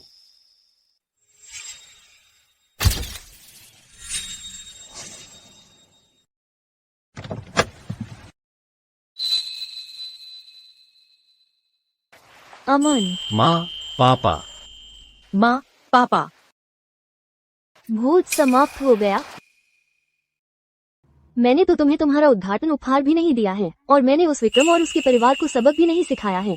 अगर मुझे पता होता कि ऐसा होगा, हमें हेलीकॉप्टर से आना चाहिए था, हम ट्रैफिक में नहीं फंसते। माँ, पापा, अच्छा हुआ आप लोग नहीं आए। आपको उन मस्खरों का नाटक देखने की जरूरत नहीं पड़ी अमन को परेशान करते हुए, वरना आप इतने गुस्से में आ जाते कि दिल का दौरा पड़ जाता।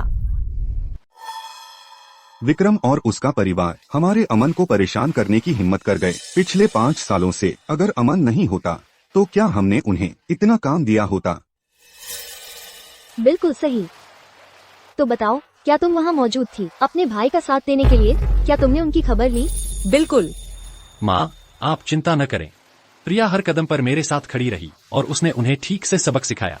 सच में? माँ, पापा, मेरा हमेशा ख्याल रखने के लिए आपका शुक्रिया, और मेरा साथ देने के लिए, अपने पैसे खर्च करने के लिए। लेकिन अब मैं बड़ा हो गया हूँ, मुझे इन दिखावटी चीजों की जरूरत नहीं है। प्रिया का शुभारंभ उपहार और वह शानदार कार जो आपने किराए पर ली थी, कृपया उन्हें जल्द से जल्द वापस कर दें। आप पहले ही मुझे 10 साल से ज्यादा पाल पोस चुके हैं। अब से मेरी बारी है आपकी देखभाल करने की। वह किराए की शानदार कार, वह शानदार कार किराए पर ली गई थी। ओह मेरे प्यारे अद्भुत बेटे, तेरी माँ और मैं उन लोगों में से नहीं हैं जो बनावटी रहते हैं। हमने नाटक करना बंद कर दिया है, अब सब कुछ साफ साफ बता रहे हैं। तेरी बहन प्रिया शर्मा समूह की अध्यक्ष हैं, तुम्हारी माँ शर्मा समूह की चेयरपर्सन हैं, और मैं शर्मा समूह का सबसे बड़ा शेयरधारक हूँ। क्या? वह विश्व प्रसिद्ध शर्मा समूह तुम लोगों ने शुरू किया था? तुम मजाक नहीं कर रहे हो, है न? ओह मेरे प्यारे भाई, माँ पापा तुमसे झूठ क्यों बोलेंगे? वह तेरा उद्घाटन उपहार वो असली था। और माँ पापा की लग्जरी कारें, वो भी असली। शिखर निगम का क्या? शेन परिवार से संबंध तोड़ने का? बिल्कुल, वो भी सच है। शिखर निगम हमारे शर्मा समूह की एक सहायक कंपनी है, एक छोटी सी मामूली कंपनी। हमने ये राज रखा ताकि तुम एक आम इंसान की जिंदगी जी सको। फिर हमने तुम्हें शेन परिवार के पास भेजा। उम्मीद थी कि तुम अपने जन्मदाता माता पिता और बहन का प्यार महसूस करोगे। किसे पता था कि वे ऐसे राक्षस निकलेंगे? पर कोई बात नहीं, वे तुम्हें नहीं चाहते, हम चाहते हैं। कल माँ तुम्हें ले जाएगी खरीदारी पर। हम तुम्हारी भरपाई बड़े पैमाने पर करेंगे। शुक्रिया माँ। नमस्ते मैडम, हमें महिलाओं के बैग नहीं देखने हैं, मुझे नए पुरुषों के बैग दिखाओ। हर एक बैग मेरे बेटे के लिए पैक कर दो। जी मैडम। माँ, जरूरत नहीं है, मुझे इतने सारे की जरूरत नहीं। बस हर दिन एक अलग बैग इस्तेमाल कर लेना, इस्तेमाल करने के बाद फेंक देना। अगर शेन परिवार तुम्हें नहीं देगा तो मैं तुम्हें 100 गुना ज्यादा दूंगी। चलो चलते हैं।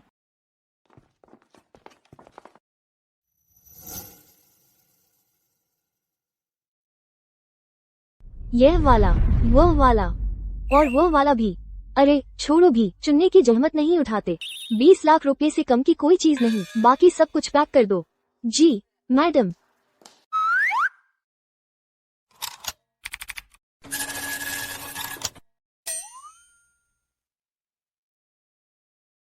बेटा, मैंने भी तुम्हारे लिए एक तोहफा लिया है बेटा। क्या? क्या क्या है? चलो चलते हैं।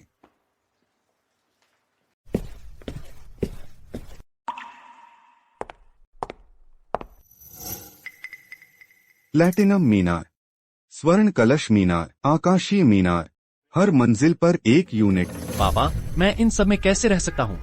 तो खाली ही रहने दो, जब मन करेगा आकर देख लेंगे। छोड़ो भी एक चुनना, सिर दर्द हो रहा है। ठीक है, यह रहा फैसला। पूरे दक्षिणगिरी प्रांत में हर लग्जरी प्रॉपर्टी में हम 1 यूनिट लेंगे। 50 लाख रुपए से कम की किसी भी चीज को हम छोड़ देंगे। जी सर, मैं तुरंत काम शुरू कर देती हूँ। सर। माँ, पापा, आप दोनों की बारी हो चुकी है, अब मेरी बारी है। ठीक है।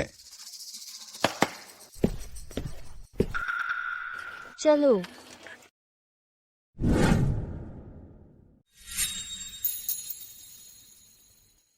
लैम्बोर्गिनी, पोर्श, मेबैक और सब लिमिटेड एडिशन है। मुझे नहीं पता था कि तुम्हें कैसी कार पसंद आएगी, तो मैंने बस आगे बढ़कर तुम्हारे लिए 30 खरीद ली। इस तरह अब से हर महीने की 1 से 30 तारीख तक तुम हर दिन एक अलग कार चला सकते हो। अरे वाह, उन्होंने हर लग्जरी प्रॉपर्टी खरीद ली है और अब 30 से ज्यादा लग्जरी कारें गिफ्ट कर रहे हैं। ये लोग बेहिसाब अमीर हैं। हाँ, इतने सारे तोहफों का 1 करोड़ रुपये तो होगा, है ना? वो आदमी दुनिया का सबसे खुशकिस्मत आदमी है। प्रिया, तुमने मुझे पहले ही तोहफे दे दिए थे। मेरे प्यारे भाई, वे तो बस शुरुआत थे। नहीं, और यह अगला तोहफा, वह भी बस एक शुरुआत है। इसका क्या मतलब है, प्रिया?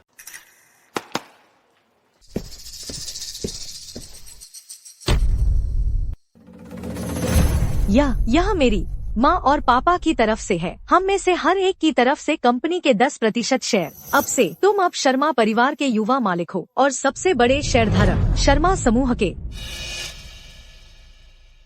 माँ, पापा, ये तोहफे बहुत ज्यादा कीमती हैं। मैं इन्हें स्वीकार नहीं कर सकता। अमन, ये तोहफे सिर्फ हम सब की तरफ से इनाम नहीं है, बल्कि गलती सुधारने का हमारा तरीका है। अगर 5 साल पहले हमने तुम्हें अपने असली परिवार को ढूंढने नहीं भेजा होता, तो तुम्हें 5 साल तक इतना दुख नहीं झेलना पड़ता। तुम अपनी पूरी जिंदगी जेल में बिता सकते थे। अगर तुमने ये तोहफे लेने से इनकार कर दिया, तो तुम्हारी माँ, पापा और बहन अपनी बाकी की जिंदगी अपराध बोध में गुजारेंगे। माँ, इसके अलावा तुम्हारी माँ और मेरे अपने कुछ मकसद भी हैं। देखो, तुम स्टारलाइट समूह में शामिल हो गए और नए रणनीतिक कार्यकारी अधिकारी बन गए। इससे साबित होता है कि तुम हम तीनों से भी ज्यादा तेज हो। हम तीनों को मिलाकर भी तुम्हारी माँ और मैं बूढ़े हो रहे हैं, रिटायर होकर अपने सुनहरे सालों का आनंद लेने को तैयार हैं। बेटा, यह कंपनी अब तुम्हारे हाथों में है, इसकी अच्छे से देखभाल करना, ठीक है? ठीक है, मैं इन्हें ले लेता हूँ। मैं प्रिया के साथ मिलकर इन्हें अच्छे से संभालूंगा। मैं तुम लोगों को निराश नहीं करूंगा। यह बात ठीक लगी। अब यह मेरा भाई लग रहा है।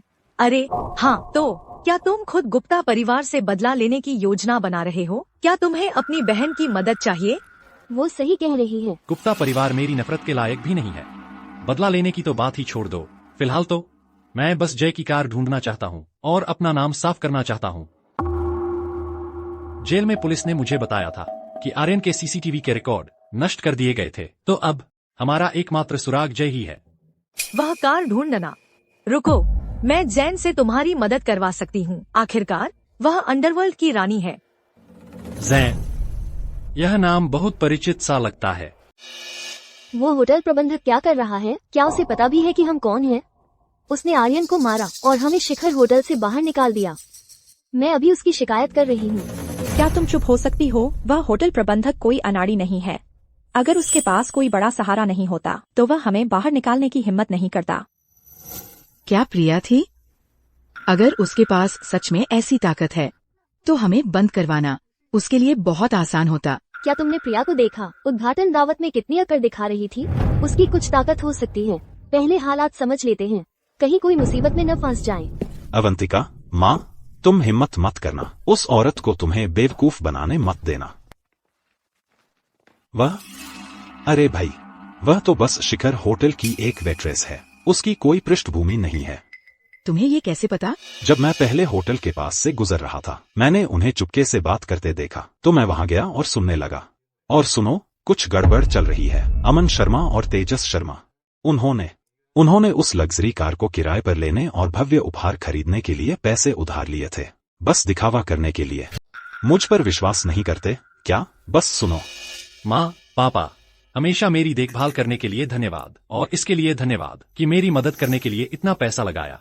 लेकिन अब तुम्हारा बेटा बड़ा हो गया है, मुझे इन चमकदार चीजों की जरूरत नहीं है। प्रिया के उद्घाटन उपहार और वह लग्जरी कार जो आपने मेरे लिए किराए पर ली थी, कृपया उन्हें जल्द से जल्द वापस भेज वो दें। बच्चा कभी सबक नहीं सीखता। इस तरह का करतब दिखाना वो सचमुच एक कलंक है। फिर तुम ये कैसे समझाओगे कि होटल प्रबंधक ने हमें बाहर निकाल दिया? माँ, प्रिया के बारे में क्या? वह सिर्फ शिखर होटल में एक वेट्रेस है, इसलिए मैनेजर का उनकी मदद से हमें बाहर निकालना पूरी तरह समझ में आता है।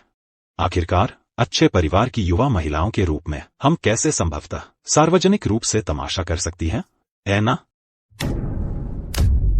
मैं उनके मैनेजर के खिलाफ शिकायत दर्ज करने जा रहा हूं और प्रिया के पूरे परिवार को ब्लैकलिस्ट करने जा रहा हूं। मैं ये सुनिश्चित करूंगा कि उसके पास कोई जगह न हो पूरे दक्षिणगिरी प्रांत में। छोड़ दो पापा, अमन के लिए बस उन्हें रहने दो।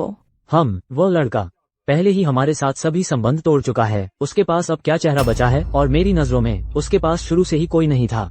अमन जो कुछ भी कर रहा है और उसके दत्तक माता पिता उसकी झूठी शान दिखाने में मदद करने के लिए उन्होंने कर्ज लिया। यह सब सिर्फ अपनी छवि चमकाने के लिए है, अपना रुतबा बढ़ाने के लिए हमारी नजरों में।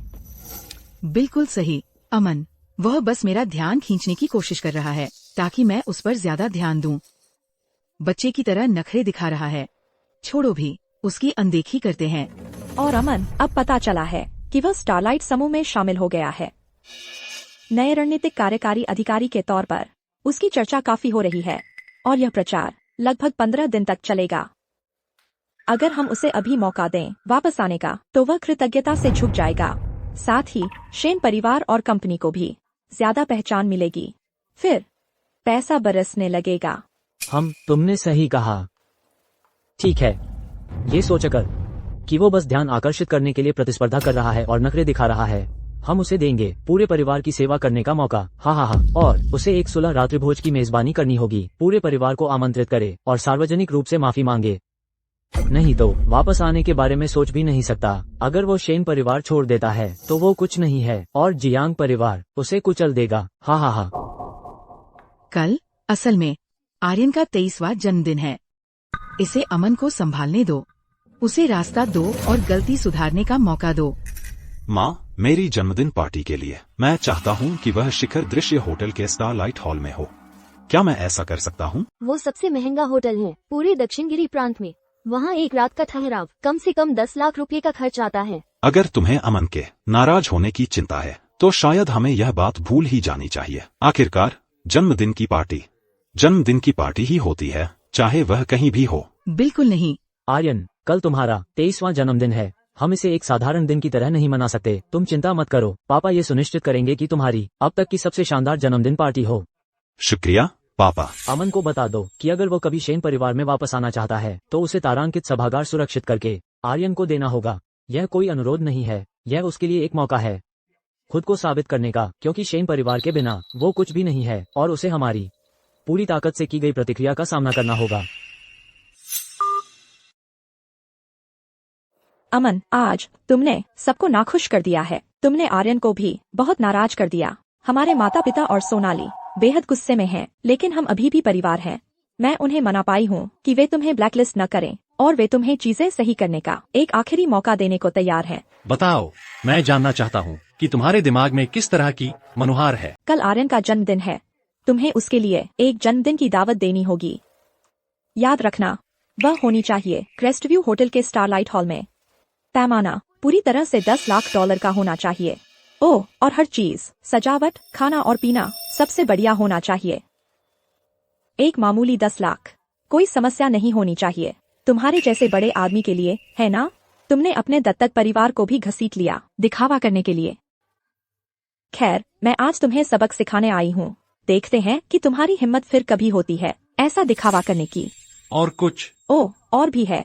कल दावत में तुम सबके सामने घुटने टेकोगे और माँ और पापा से माफी मांगोगे। माता पिता गलत नहीं हो सकते, चाहे वे तुम्हारे साथ कैसा भी व्यवहार करें। तुम्हें आभारी होना चाहिए। अवंतिका, क्या तुम्हारा दिमाग खराब हो गया है? क्या तुम्हारे सिर में घोड़े ने लात मारी है, या तुम्हें भूलने की बीमारी हो गई है? मैंने पहले ही सारे संबंध तोड़ लिए हैं शेन परिवार से। तुम्हारी हिम्मत कैसे हुई मुझसे ऐसा कहने की? अमन, मुझे पता है कि उद्घाटन दावत में बहुत सारे लोग थे, इसलिए तुम्हें हमारे सामने झुकने में शर्म आई। लेकिन अब इस कॉल पर सिर्फ हम 2 ही हैं। यह नाटक क्यों कर रहे हो? तुम्हें लगता है मुझे नहीं पता तुम क्या कर रहे हो? तुमने ये सब नाटक किए हैं बस हमारा ध्यान खींचने के लिए। तुम चाहते हो हम तुम्हारी ज्यादा परवाह करें। अब हमारे माता पिता राजी हो गए हैं कि तुम्हें वापस शेन परिवार में ले लिया जाए, और उन्होंने वादा किया है कि वे निश्चित रूप से तुम्हारी ज्यादा परवाह करेंगे। तुम्हें और क्या चाहिए? बस काफी है। तुम शेन लोग खुद को बहुत बड़ा समझते हो। मेरी बात याद रखो, मैं यहाँ बाहर भूखा रहना पसंद करूंगा, प्यासा मर जाऊंगा या खुद को काम से मार डालूंगा, लेकिन इस जन्म में कभी भी शेन परिवार में वापस कदम नहीं रखूंगा। बकवास बंद करो अमन, नाटक बंद करो। तुम्हें पूरी तरह पता है कि शेन परिवार का तुम्हारे लिए कितना महत्व है। कितनी बार तुमने सख्त चेहरा बनाया है बस माफी मांगने रेंगते हुए वापस आने के लिए। मैं उस समय अंधा और मूर्ख था, लेकिन अब मुझे साफ दिख रहा है। अपने बहाने बचाओ। शेन परिवार के संरक्षण के बिना जियांग परिवार निश्चित रूप से बदला लेने आएगा। एक छोटा सा स्टारलाइट समूह में रणनीतिक कार्यकारी अधिकारी कभी नहीं बच पाएगा उनकी प्रतिक्रिया से। अगर तुम वापस जेल में नहीं जाना चाहते कष्ट उठाना, तो तुम्हें बेहतर होगा पकड़ो शेन परिवार द्वारा दिए गए इस मौके को। यह याद रखो, कल का भोज बिल्कुल निर्दोष होना चाहिए, नहीं तो मैं खुश नहीं रहूंगी। मूर्ख। श्रीमान गुप्ता, श्रीमती जैन आपसे मिलने आई हैं। श्रीमती जैन। श्रीमान गुप्ता, जिस रात जय की कार चकनाचूर हुई थी उसे दूसरे प्रांत में बेच दिया गया था। आपकी किस्मत अच्छी है कि मैंने फिर भी उसे ढूंढ निकाला। डैश कैम का फुटेज भी मिटा दिया गया था, लेकिन एक सड़क किनारे लगे सुरक्षा कैमरे ने पूरा मामला रिकॉर्ड कर लिया था। आर्यन की पूरी दुर्घटना। कच्चा फुटेज मेरे पास यहीं सेव है, लो, जब भी जरूरत हो अपना नाम साफ करने के लिए इस्तेमाल कर लेना। प्रिया को बताना कि मैं उसका एक एहसान चुका रही थी और अब वह चुका दिया गया, और भविष्य में ऐसे मामूली मामलों में मुझे परेशान मत करना। धन्यवाद, आप सचमुच मेरे रक्षक हैं। तो आपका नाम अमन शर्मा है, तुम अमन हो।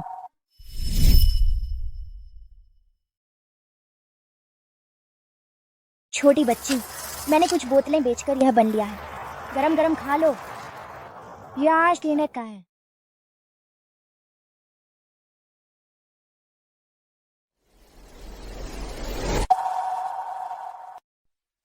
श्रीमान, आपका नाम क्या है? मेरा नाम अमन है। खाना खत्म करने के बाद मैं तुम्हें अनाथालय ले चलूंगी, ताकि माँ झाओ तुम्हें गोद ले सकें। शुक्रिया श्रीमान। श्रीमती जैन, आप मुझे जानते हैं? क्या आपको वह याद है जो सड़क किनारे सिकुड़ी पड़ी छोटी बच्ची थी? तुम वही हो जो छोटी बच्ची थी जिसने एक बार में 8 बन खा लिए थे। अमन, सच में तुम हो अमन? उस समय अगर तुम्हारा वह बन न होता तो मैं भूख से मर गई होती या फिर सड़क पर ठंड से जम गई होती। पता नहीं, पर तुम मुझे थोड़ा ज्यादा ही कसकर जकड़ रही हो। माफ करना। बैठो, बात करते हैं। अमन, कल माँ झाओ का 60वां जन्मदिन है, तुम्हें पता है ना? मैं उनके लिए एक बड़ी पार्टी का आयोजन कर रही हूँ क्रेस्ट व्यू होटल के स्टारलाइट हॉल में। ये उनके लिए एक भोज है, तुम्हें जरूर आना है। जब से शर्मा परिवार ने तुम्हें चुना और गोद लिया है, माँ झाओ और मैं तुम्हें बहुत याद करते हैं, लेकिन हमें डर था कि कहीं तुम्हारी सामान्य जिंदगी में दखल न दे दें, इसलिए हमने कभी संपर्क नहीं किया। कल प्रिया भी वहाँ मौजूद रहेंगी। अनाथालय इतने लंबे समय तक चल पाया है ज्यादातर उनके समर्थन की वजह से, और यही कारण है कि मैं उनकी मदद कर रही हूँ। ठीक है, कल माँ झाओ के खास दिन के लिए मैं जरूर आऊंगा। वैसे मैं माँ झाओ को एक सार्थक तोहफा देना चाहती हूँ, लेकिन मुझे समझ नहीं आ रहा कि क्या दूं। वो पूरी जिंदगी दूसरों की मदद करती रही है, उनकी दयालुता का दायरा बहुत विशाल है। क्या तुम्हें लगता है हम उनके लिए एक खास आयुर्दायक आड़ू बनाए और उस पर हमारे नाम खुदवा लें? उन्हें यह बहुत पसंद आएगा। बढ़िया विचार है, मैं इसे तुरंत शुरू कर देती हूँ।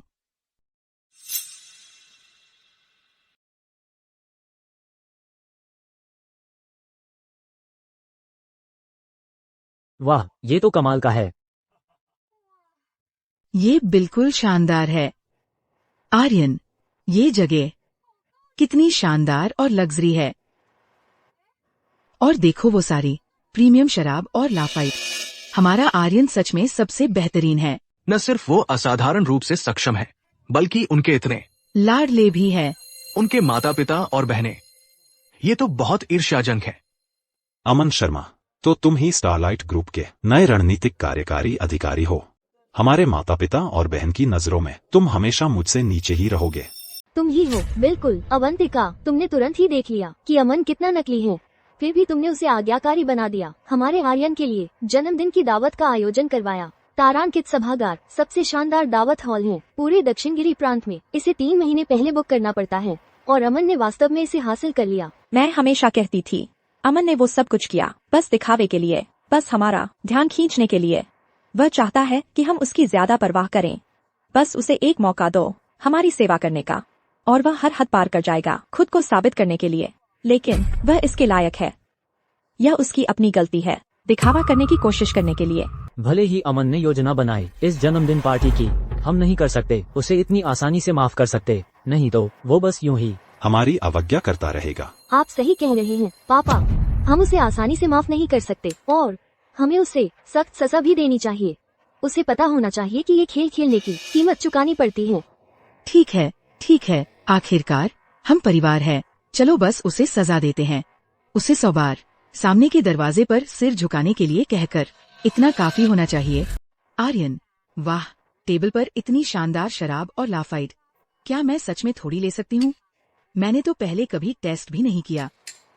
और वो पार्टी उपहार, क्या हम सब भी एक एक ले सकते हैं? आज मेरा 23वां जन्मदिन है। इस जगह की हर चीज तुम दिल भर के खा सकते हो, ढेर सारा पी सकते हो और जो चाहो ले सकते हो। आज रात सब कुछ मेरे ऊपर, मैं आर्यन सबका खर्चा उठा रहा हूँ।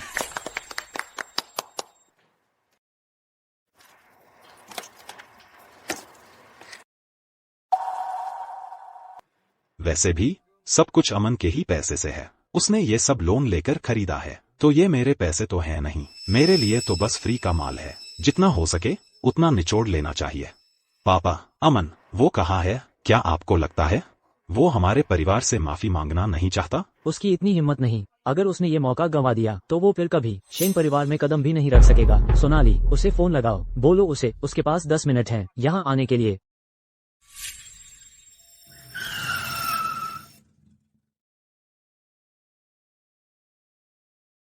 माँ झाओ, आराम से चलिए, मैं आपकी मदद करता हूँ। अमन, तुम हमेशा से ही इतने प्यारे संस्कारी लड़के रहे हो और आज भी वैसे ही हो। कितने अच्छे बच्चे हो। अमन, तुम और श्रीमती झाओ आगे बढ़ो, मैं ये कॉल लेकर तुरंत आती हूँ। ठीक है।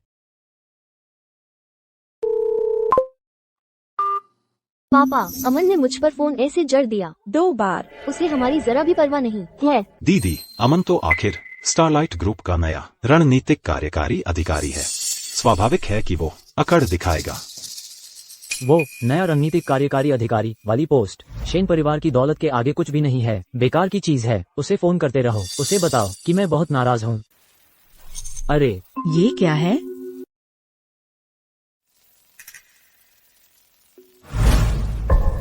षष्ठी पूर्ति। सौभाग्य और दीर्घायु, ये तो 60वें जन्मदिन के लिए है, लेकिन ये आर्यन तो सिर्फ 23 साल का है। हाँ, ये पापा, आपको नहीं लगता कि अमन हमसे माफी मांगने से इनकार कर रहा है? नहीं तो उसने मुझे श्राप देने के लिए यह पोस्टर क्यों भेजा होगा? बेशर्म, यह अमन अभी तक सबक नहीं सीखा है। उसकी हिम्मत कैसे हुई मेरे साथ ऐसा व्यंग्यात्मक बकवास करने की? लगता है मैंने उस पर बहुत ज्यादा रहम दिया है। जाओ, सब तोड़ दो। इस बार मैं अमन को ऐसा सबक सिखाऊंगा जो वो कभी नहीं भूल पाएगा। तोड़ दो, अभी करो। यहाँ से हटो।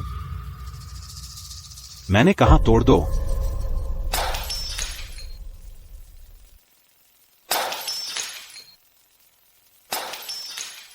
वहीं रुक जाओ। रुको। अमन, तुम इसे कैसे बिगाड़ सकते हो? अगर किसी को दोष देना है तो मुझे दोष दो, बस कृपया आर्यन को चोट मत पहुंचाओ। चुप रहो, मेरे पास अभी तुम्हारी बकवास के लिए समय नहीं है। यह जन्मदिन की दावत हमारे अनाथालय के बच्चों ने तैयार की थी, माँ झाओ के लिए एक तोहफे के रूप में। आर्यन, क्या तुम्हें पता है तुम क्या कर रहे हो? एक जन्मदिन की दावत? तो तुम मान रहे हो कि मेरी जन्मदिन पार्टी में तुम सिर्फ परेशानी खड़ी करने आए हो? आर्यन, तुम मरना चाहते हो? यह दावत सैकड़ों बच्चों की मेहनत का प्रतिनिधित्व करती है। तुम अपना मुंह बंद करो। आर्यन, इसे तोड़ दो, यही सही है। न केवल तुम्हें गुस्सा करने का कोई अधिकार नहीं है, बल्कि आर्यन के सामने, हम सभी के सामने तुम्हें यहीं और अभी माफी मांगनी होगी, नहीं तो तुम्हें हमारी माफी नहीं मिलेगी। तुम इतना साधारण काम भी नहीं संभाल सकते। अभी घुटने टेको और माफी मांगो। अपनी आंखें खोलो और अच्छी तरह देखो कि यह दावत असल में किसकी है।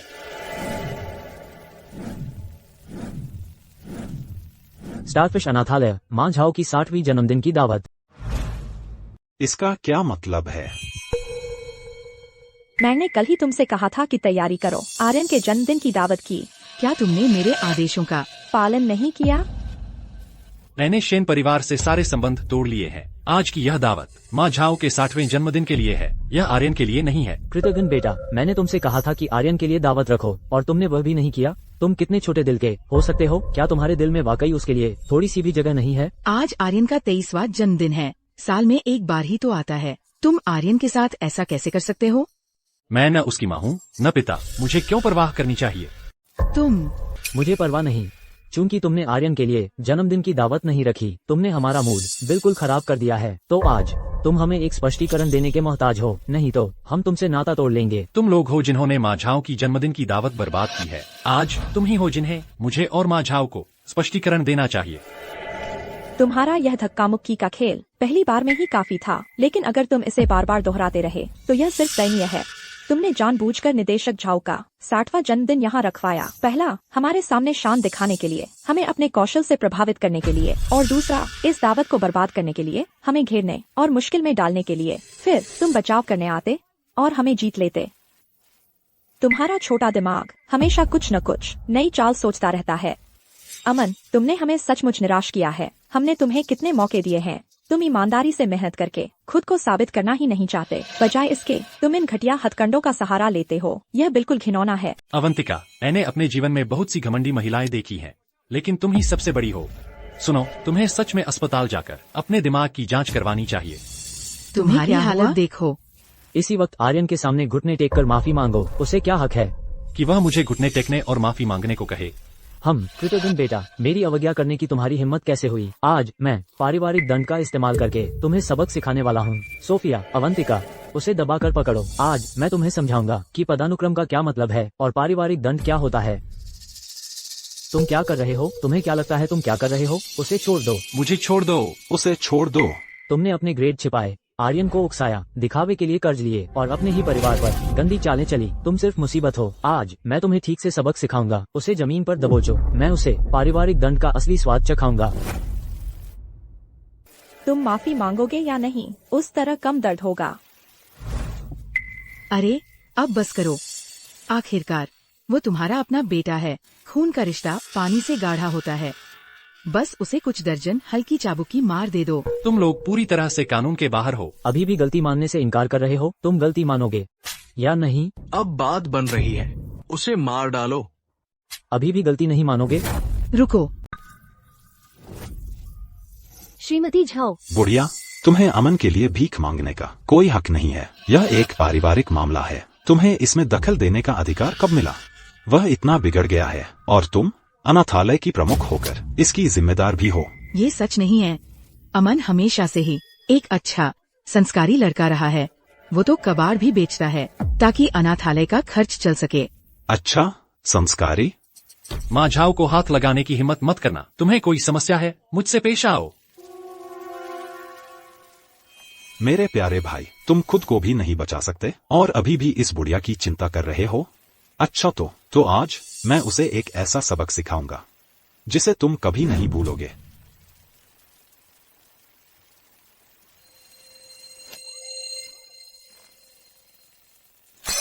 देखते हैं किसकी हिम्मत होती है उसे हाथ लगाने की।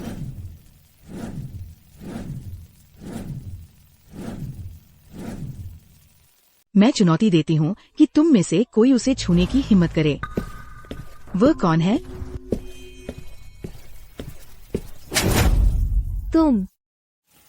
तुम। वो कौन है? तुम ठीक तो हो? मैं ठीक हूँ। माँ झाओ, अमन, तुम दोनों ठीक तो हो? मैं ठीक हूँ। बस अमन को कुछ थप्पड़ पड़े हैं, कुछ बार। कोई बात नहीं, बस कुछ थप्पड़ मैं सह लूंगा। जब तक तुम्हें गंभीर चोट नहीं आई है। अब उनकी बारी है चुकाने की। माँ झाओ, आप पहले वापस चली जाएं।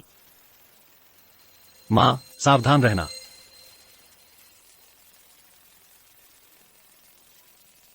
आज माँ झाओ का 60वां जन्मदिन है। तुमने सिर्फ उनकी जन्मदिन की दावत ही बर्बाद नहीं की, तुमने वो दीर्घायु फल भी तोड़ दिए जो हम सैकड़ों बच्चों ने उनके लिए बनाए थे। इसके अलावा तुमने सबके सामने माँ झाओ और अमन को भी मारा। आज मैं ये सुनिश्चित करूंगी कि तुम में से हर एक यहाँ से स्ट्रेचर पर लेट कर जाएंगे। गार्ड्स, दरवाजे बंद कर दो।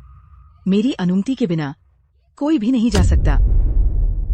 फू, और मैं सोच रही थी कि शेन परिवार कितना ऊंचा और शानदार है।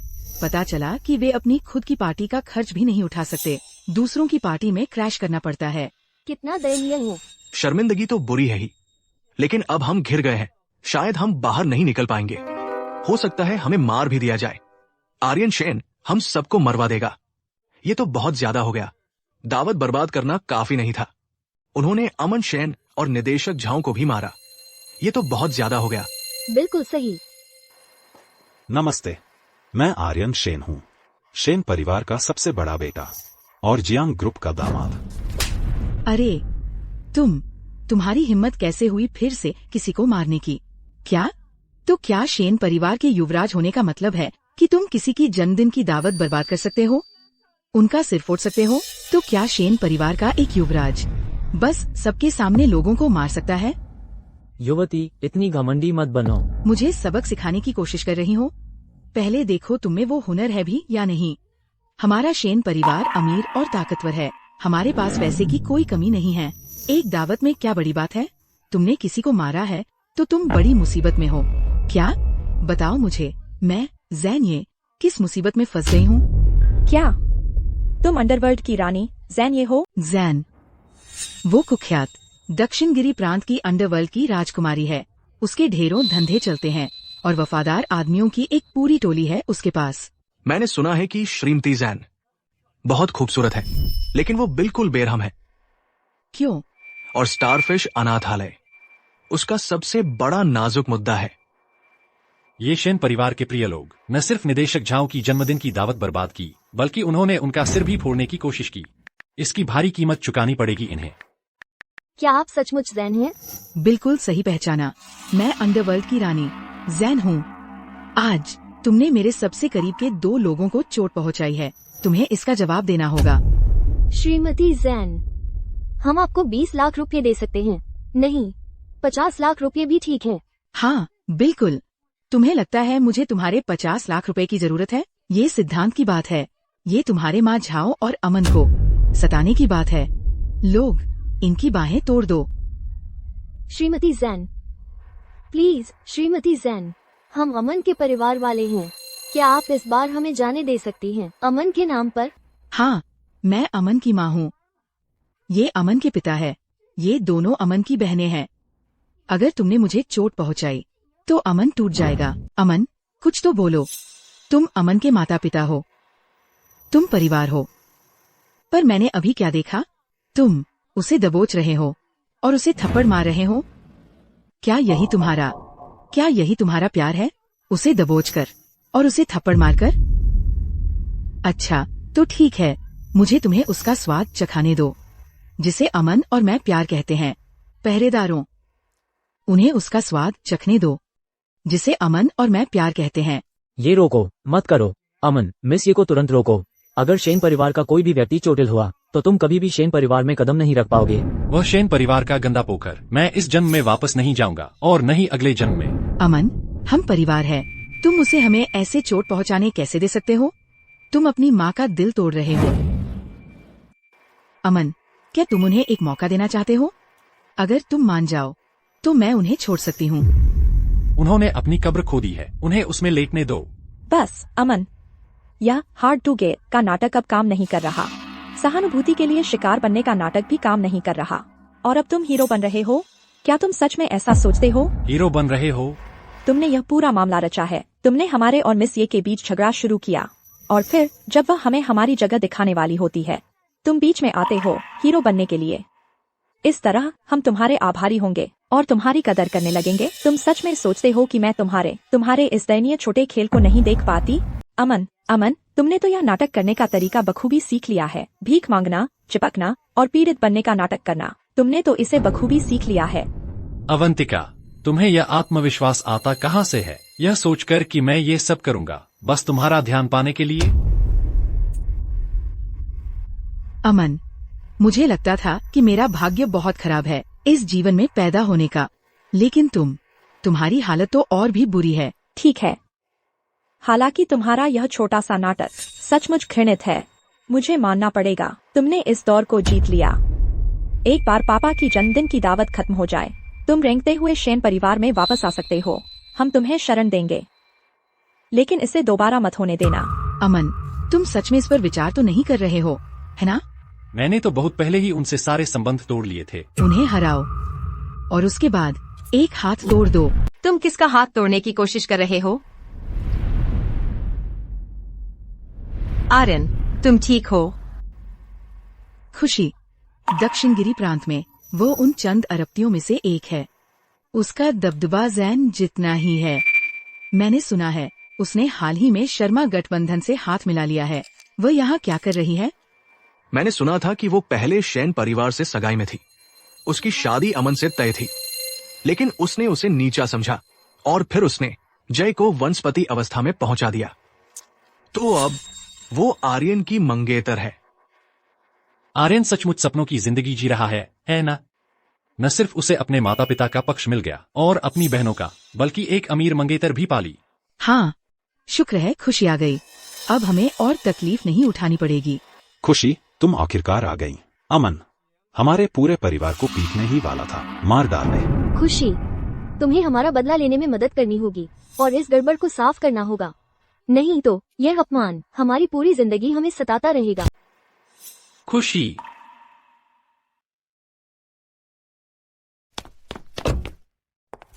खुशी, मैं कसम खाता हूँ मैंने जय को कुचला नहीं। क्या तुम मुझे वह माफीनामा का पत्र दे दोगी? तुमने मुझे अभी क्या कहा? खुशी, तुमने मुझे अभी क्या कहा? कुमारी खुशी, तुम चिंता मत करो आर्यन। जब तक मैं यहाँ हूँ, कोई भी तुम्हें परेशान करने की हिम्मत नहीं करेगा। तुम पर जो भी जुल्म हुए हैं, मैं उन सब का हिसाब चुकता करूंगी।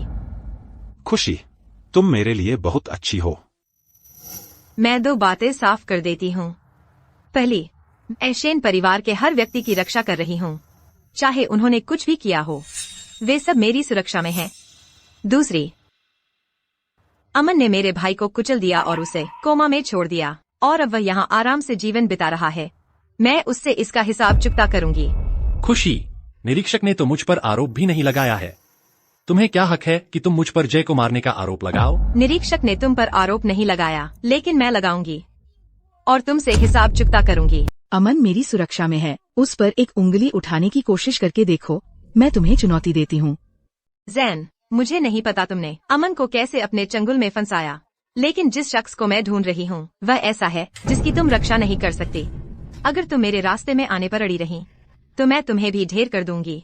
आखिरकार मेरा भाई मेरा अपना खून है। अमन ने उसे इतना दुख दिया है और मैं अमन से इसकी पूरी कीमत चुकाऊंगी।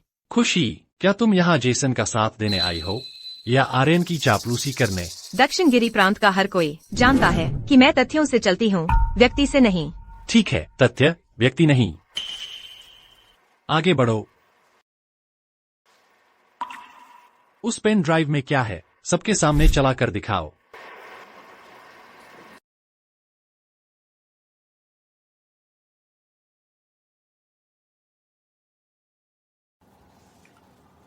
हेलो, मैं ठीक हूँ, नशे में नहीं हूँ। ठीक है, अब जाना है।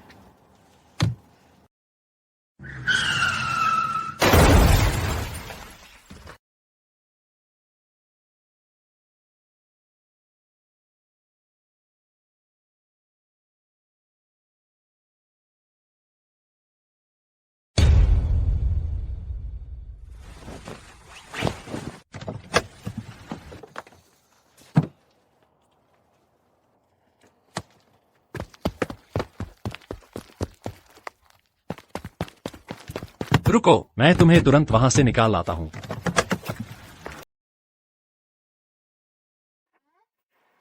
क्या जेसन जियांग को कोमा में डालने वाला एथन शेन नहीं था? कोमा में? ये आर्यन कैसे हो सकता है? और वह शराब भी पी रहा था। हाँ, हालांकि अमन शेन घटनास्थल पर था, लेकिन वो असल में उस जेसन जियांग को बचाने की कोशिश कर रहा था। हाँ, वो तो ड्राइविंग भी नहीं कर रहा था और कपड़े मेल नहीं खाते। अगर अमन शेन पर सचमुच फ्रेम किया गया था तो प्रत्यक्षदर्शी सोनाली शेन और ईशा शेन बस घिनौने हैं। आर्यन, क्या सचमुच तुमने ही उसे टक्कर मारी थी? बिल्कुल नहीं। यह सच नहीं है। यह वीडियो नकली है। मैंने जेसन जियांग को कभी नहीं मारा। एथन शेन ने यह किया। सीसीटीवी फुटेज एकदम साफ है और तुम अब भी झूठ बोल रहे हो। वह सीसीटीवी फुटेज तो बहुत पहले गायब हो गई थी। उसका कोई रिकॉर्ड ही नहीं है। तो तुम मान रहे हो कि तुमने जेसन जियांग को टक्कर मारी और फिर सबूत नष्ट कर दिए? आर्यन का मतलब है कि वह सीसीटीवी फुटेज बहुत पहले खराब हो गई थी, तो तुम्हारा वीडियो नकली है, यह जाली है। अरे एथन शेन, मुझे नहीं पता था कि तुम इतने दुष्ट हो। तुम न केवल अस्पताल में थे बल्कि हमारे आर्यन को फ्रेम भी किया और अब एक नकली वीडियो लेकर आए हो। सबको धोखा देने की कोशिश कर रहे हो, है ना? हम्फ, लगता है आज मुझे तुम्हें सबक सिखाना ही पड़ेगा। अमन, बस अपना नाम साफ करने के लिए तुमने अपने ही भाई पर आरोप लगाने के लिए वीडियो गढ़ लिया। इससे तुम जेल जा सकते हो। मैंने उसे फंसाया। बिल्कुल सही। तुम्हारी बहन सोनाली, हमारी शीर्ष वकील, खुद वहाँ मौजूद थी और उसने अपनी आँखों से तुम्हें उसे मारते देखा। बस सच बता दो, ये सब चालाकी भरे हथकंडे क्यों अपना रहे हो? इन सब का क्या मतलब है? एक बार तुम कबूल कर लो तो हम आर्यन को तुम्हें 100 कोड़े मारने देंगे ताकि उसका गुस्सा निकल जाए और फिर मेरे भाई की 5 साल तक देखभाल करो। नहीं तो ठीक है, अगर तुम सबको लगता है कि यह वीडियो नकली है तो मैं अभी पुलिस को बुला रहा हूँ और निरीक्षक से इस वीडियो की जांच करवाता हूँ। नहीं। क्यों नहीं? बात यह है कि क्योंकि यह मामला जय और शेन दोनों परिवारों से जुड़ा है, हमारी प्रतिष्ठा दाव पर लगी है और आर्यन की इज्जत का भी। तुम्हारे अपने भविष्य की तो बात ही छोड़ो, इसीलिए मैं नहीं चाहती कि पुलिस इसमें शामिल हो। खुशी, क्या तुम भावनाओं की नहीं बल्कि तथ्यों की बात नहीं कर रही थी? क्या तुम अपने भाई के लिए न्याय की मांग नहीं कर रही थी? क्या तुम अपने भाई के लिए न्याय की मांग नहीं कर रही थी? क्या हुआ? अचानक यह बदलाव क्यों? मुझे अभी पता चला कि तुम स्टारलाइट समूह में शामिल हो गए हो। मैं तुम्हारे करियर और भविष्य को बर्बाद नहीं करना चाहती। तुम्हारी हिम्मत कैसे हुई नाशुक्री करने की? मैं मांग करता हूँ कि तुम तथ्यों पर टिके रहो। मैं मांग करता हूँ कि तुम मुझे जवाबदेह ठहराओ और मैं मांग करता हूँ कि तुम निरीक्षक से इस वीडियो की अभी जांच करवाओ। मैं यह तुम्हारे भले के लिए कर रही हूँ। हद मत करो। अगर मैं गंभीर हो जाऊँ, हम्फ, तुम जिंदगी भर जेल में सड़ोगे। सुन रहे हो? बस करो। शेन और जियांग दोनों परिवारों की तरफ से बोलते हुए हम मामला रद्द कर रहे हैं। तुम्हें लगता है तुम बस इसे खत्म कर सकते हो? तुम खुद को कौन समझती हो? प्रिय, मैं चाहता हूँ कि तुम अभी इसी वक्त निरीक्षक को यह वीडियो जांचने के लिए बुलाओ।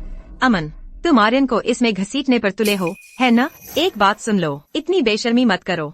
मैं बेशर्म? हाँ, क्या मैं गलत हूँ? यह मत सोचो कि मुझे पता नहीं तुम क्या कर रहे हो। एक बार पुलिस बुला दो, चाहे आर्यन बेगुनाह हो या न हो, उसकी सरेआम जांच होगी। उसे चुगलियां और आलोचना झेलनी पड़ेगी। तुम बस उसका भविष्य बर्बाद करना चाहते हो। बिल्कुल सही अमन, आर्यन का जन्म चांदी के चम्मच से हुआ था। वो तुम्हारी तरह नहीं है। तुम एक गरीब दयनीय परिवार से आए हो। वह चुगलियां बर्दाश्त नहीं कर सकता। इसके अलावा वह दयालु और समझदार है। बस उसे एक मौका दो। लड़ाई जीतकर युद्ध मत हारो। आर्यन दयालु है, इतना दयालु कि उसने किराए का हथियारा लगाया अमन को मरवाने के लिए। कॉन्ट्रैक्ट के लिए वाहन की फुटेज के अलावा जो हिट एंड रन की थी, मैंने अमन के लिए सच्चाई भी उजागर की। जेल में उसकी पिटाई के बारे में। जेल में हर कोई जिसने अमन को पीटा और तंग किया, उसे पैसे दिए गए थे आर्यन ने। अरे जेन, तुम? अमन, तेरा दर्द मेरा दर्द है, तेरी पीड़ा मेरी पीड़ा। तेरे साथ जो अन्याय हुआ वह मेरे साथ हुआ अन्याय है, और जब मेरे साथ अन्याय होता है मैं न्याय मांगती हूँ। मैंने हर उस शख्स को ढूंढ निकाला जिसने कभी तुझे तंग किया और उनसे सच बुलवाया। जेन, तुमने मेरे लिए बहुत ज्यादा कर दिया। एक बार भाई बहन, हमेशा के लिए भाई बहन। आर्यन, अपने बचाव में कुछ कहना है? आर्यन, तुमने अमन को चोट पहुंचाने के लिए लोगों को काम पर रखा था। तुम ऐसा कैसे कर सकते हो? नहीं, वे झूठ बोल रहे हैं। वे दोनों मेरे बारे में झूठ बोल रहे हैं। हम देखेंगे कि यह झूठ है या नहीं। एक कॉल करो, निरीक्षक को फोन करो, फिर हमें सच्चाई पता चल जाएगी। अमन, छोड़ दो। आर्यन, जाओ अभी अमन से माफी मांगो। कहो कि तुम्हें अफसोस है, फिर बात खत्म। हम सब सम्मानित लोग हैं। हमारी इज्जत का सवाल है। इसे और शर्मिंदगी में मत डालो। यह खत्म नहीं होने वाला, इस जन्म में तो बिल्कुल नहीं। यह सब तुम्हारी वजह से है। आर्यन को बचाने के चक्कर में और फिर तुम्हारी वजह से मुझ पर झूठे आरोप लगाने के लिए मैं वहाँ फंसा रहा, एक जीते जी नरक में पूरे 1 महीने के लिए। तो बताओ मुझे, मैं इसे कैसे भूल जाऊं? तुम सब प्रिय लोगों, अमन का कर्ज मैं तुम सबसे एक एक करके वसूल करूंगी। अमन, मुझे माफ कर दो। मुझे पता नहीं था कि तुम जेल में थे। चुप रहो। तुम्हें मुझ पर तरस खाने का कोई हक नहीं, और तुम्हारी तरस मुझे बिल्कुल नहीं चाहिए। बस करो। तुम्हारा यह रोना धोना खत्म हुआ कि नहीं? तुम्हें आखिर चाहिए क्या? पैसा? बस इतना ही मैं तुम्हें दे सकती हूँ। मुझे तुम्हारे पैसे नहीं चाहिए, मुझे तो बस सच चाहिए और इंसाफ। अमन सुनो, आर्यन ने चाहे जो भी किया हो, आज मैं उसकी रक्षा करूंगी। अगर तुमने पुलिस को बुलाने की हिम्मत की तो मैं तुम्हें पूरी तरह से बर्बाद कर दूंगी। फिर मैं लोग भेजकर तुम्हारा स्टारफिश अनाथालय गिरा दूंगी। मैं तुम्हारी माँझाओं और सैकड़ों अनाथों को सबको सड़क पर ला खड़ा करूंगी। एक एक करके वे ठंड से मर जाएंगे, भूख से मर जाएंगे। खुशी, तुम सचमुच नीच और बेशर्म हो। हाँ। ऊंचाई महानों का समाधि लेख है, नीचता नीचों का पासपोर्ट। नीचता नीचों का पासपोर्ट है। संक्षेप में, जिसने भी हमारे आर्यन को चोट पहुंचाने की हिम्मत की, मैं उसे राख बना दूंगी। अगर तुमने अमन और स्टारफिश अनाथालय को हाथ लगाया तो क्या तुमने जैन ये के क्रोध के बारे में सोचा है? जैन, तुम आखिरकार सच बोल रही हो। ठीक है, तो मैं भी तुमसे बात घुमाने वाली नहीं। मुझे पता है तुम बहुत सक्षम हो, तुम्हारे परिवार के भी दूर दूर तक संबंध हैं, लेकिन हमारा जियांग परिवार भी बेहद धनी है। हमारे पीछे कई ताकतवर लोग हैं। अगर हमारे दोनों परिवारों में युद्ध छिड़ गया तो वह आपसी विनाश होगा। अरे नहीं, तुम मुझसे भी बदतर हालत में होगी। तुम? हमारा जियांग परिवार शर्मा समूह के साथ साझेदारी करने वाला है। इसके पीछे एक व्यापारिक दिग्गज हमारा समर्थन कर रहा है। तुम और तुम्हारा ये परिवार उसके सामने कुछ भी नहीं है। खुशी, कितनी प्यारी हो तुम। तो इसीलिए तुम इतनी बेलगाम हो रही हो। तुमने शर्मा समूह को अपना सहारा बना लिया है। बिल्कुल सही। मैं तुम्हें एक बात बताती हूँ, मेरा साथ दे रहा है शर्मा समूह, मेरा साथ दे रहा है दक्षिण गिरी प्रांत में कानून मेरा परिवार ही है। यहाँ हम ही राज करते हैं। तुम्हें यकीन है कि शर्मा समूह तुम्हारा साथ देगा? अगर वे मेरा साथ नहीं दे रहे तो किसका साथ देंगे? तुम्हारा और तुम्हारे उस छोटे से प्रिय का। सुनो, समझदार बनो, पुलिस को फोन करने का ख्याल छोड़ दो और जिम्मेदारी ले लो हमारे आर्यन की, नहीं तो तुम्हारा और तुम्हारे उस अनाथालय का तुम्हारा बुरा हाल हो जाएगा। तुम्हारी हिम्मत कैसे हुई अमन और स्टारफिश अनाथालय को धमकाने की? तुम्हें लगता है मैं तुम्हें हाथ नहीं लगाऊंगी? तो जाओ, कोशिश करके देखो। मैं तुम्हें चुनौती देती हूँ। देखते हैं कि तुम और यह अमन शर्मा आने वाली मुसीबत झेल पाते हो या नहीं। अगर मैंने तुम्हें छुआ तो यकीन मानो तुम्हारी हिम्मत करने वाला कोई नहीं बचेगा।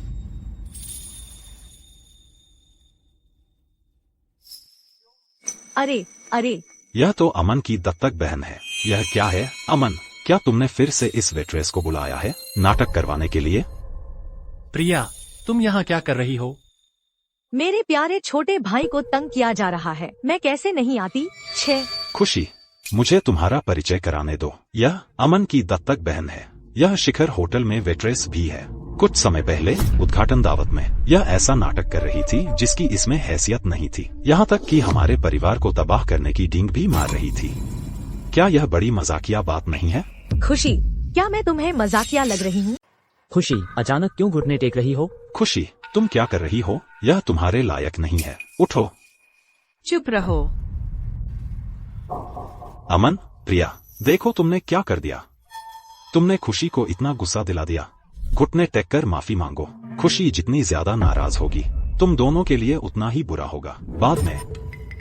कुमारी खुशी, तुम सचमुच इतना नाराज हो? आर्यन मेरे भाई को परेशान करना चाहता है। क्या तुम भी उसे परेशान करने वाली हो? मैं अमन, प्रिया, ऐसे समय में इतना घमंड क्यों दिखा रहे हो? बस खुशी से माफी मांग लो। वह ऐसी नहीं जिससे छेड़छाड़ की जाए। खुशी के आगे तो कुमारी ये भी सावधानी से चलती हैं। तुम दोनों, एक तो गुप्ता परिवार का बहिष्कृत है और दूसरी वो कमीनी वेट्रेस है। तुम एक नजर के भी लायक नहीं हो, तो घुटने टेक कर माफी मांगो। सोनाली, अगर घुटने टेकने से सब ठीक हो जाता तो हमें निरीक्षक की क्या जरूरत थी? खुशी, अभी इनके हाथ पैर तोड़ दो। इसी वक्त इन्हें सबक सिखा दो। हम मुसीबत में हैं, बड़ी मुसीबत में। विश्वास नहीं होता कि अमन की दत्तक बहन जो ग्रुप की कुमारी शर्मा है। खुशी, क्या तुम चाहती हो कि मैं तुम्हारे सामने घुटने टेकूं? शक है तुम संभाल पाओगी। नहीं, ऐसी कोई जरूरत नहीं है। औरत, तुम क्या बकवास कर रही हो? चुप रहो। खुशी, रुको, तुम आर्यन को क्यों मार रहे हो? तुम्हें उन दोनों के पीछे जाना चाहिए। घुटने टेको, अभी कुमारी शर्मा से माफी मांगो और अमन से भी, अभी इसी वक्त। कुमारी शर्मा, कृपया हमें माफ कर दीजिए। हम अंधे मूर्ख थे। हमने गलती कर दी। कृपया हम पर दया करें। इस बार हमें छोड़ दीजिए। क्या वह सिर्फ एक होटल वेट्रेस नहीं है? उसे क्या हक है कि वह तुम्हें और मुझे घुटने टिकवाए? ओह भगवान के लिए, जब मैं कहूँ घुटने टेको तो घुटने टेको। गलत गलत होता है, और जब तुम गलत हो तो माफी मांगते हो। कुमारी शर्मा, कोई ऐसी नहीं है जिसके साथ छेड़छाड़ की जाए। कोई ऐसी जिसे हम नाराज नहीं कर सकते?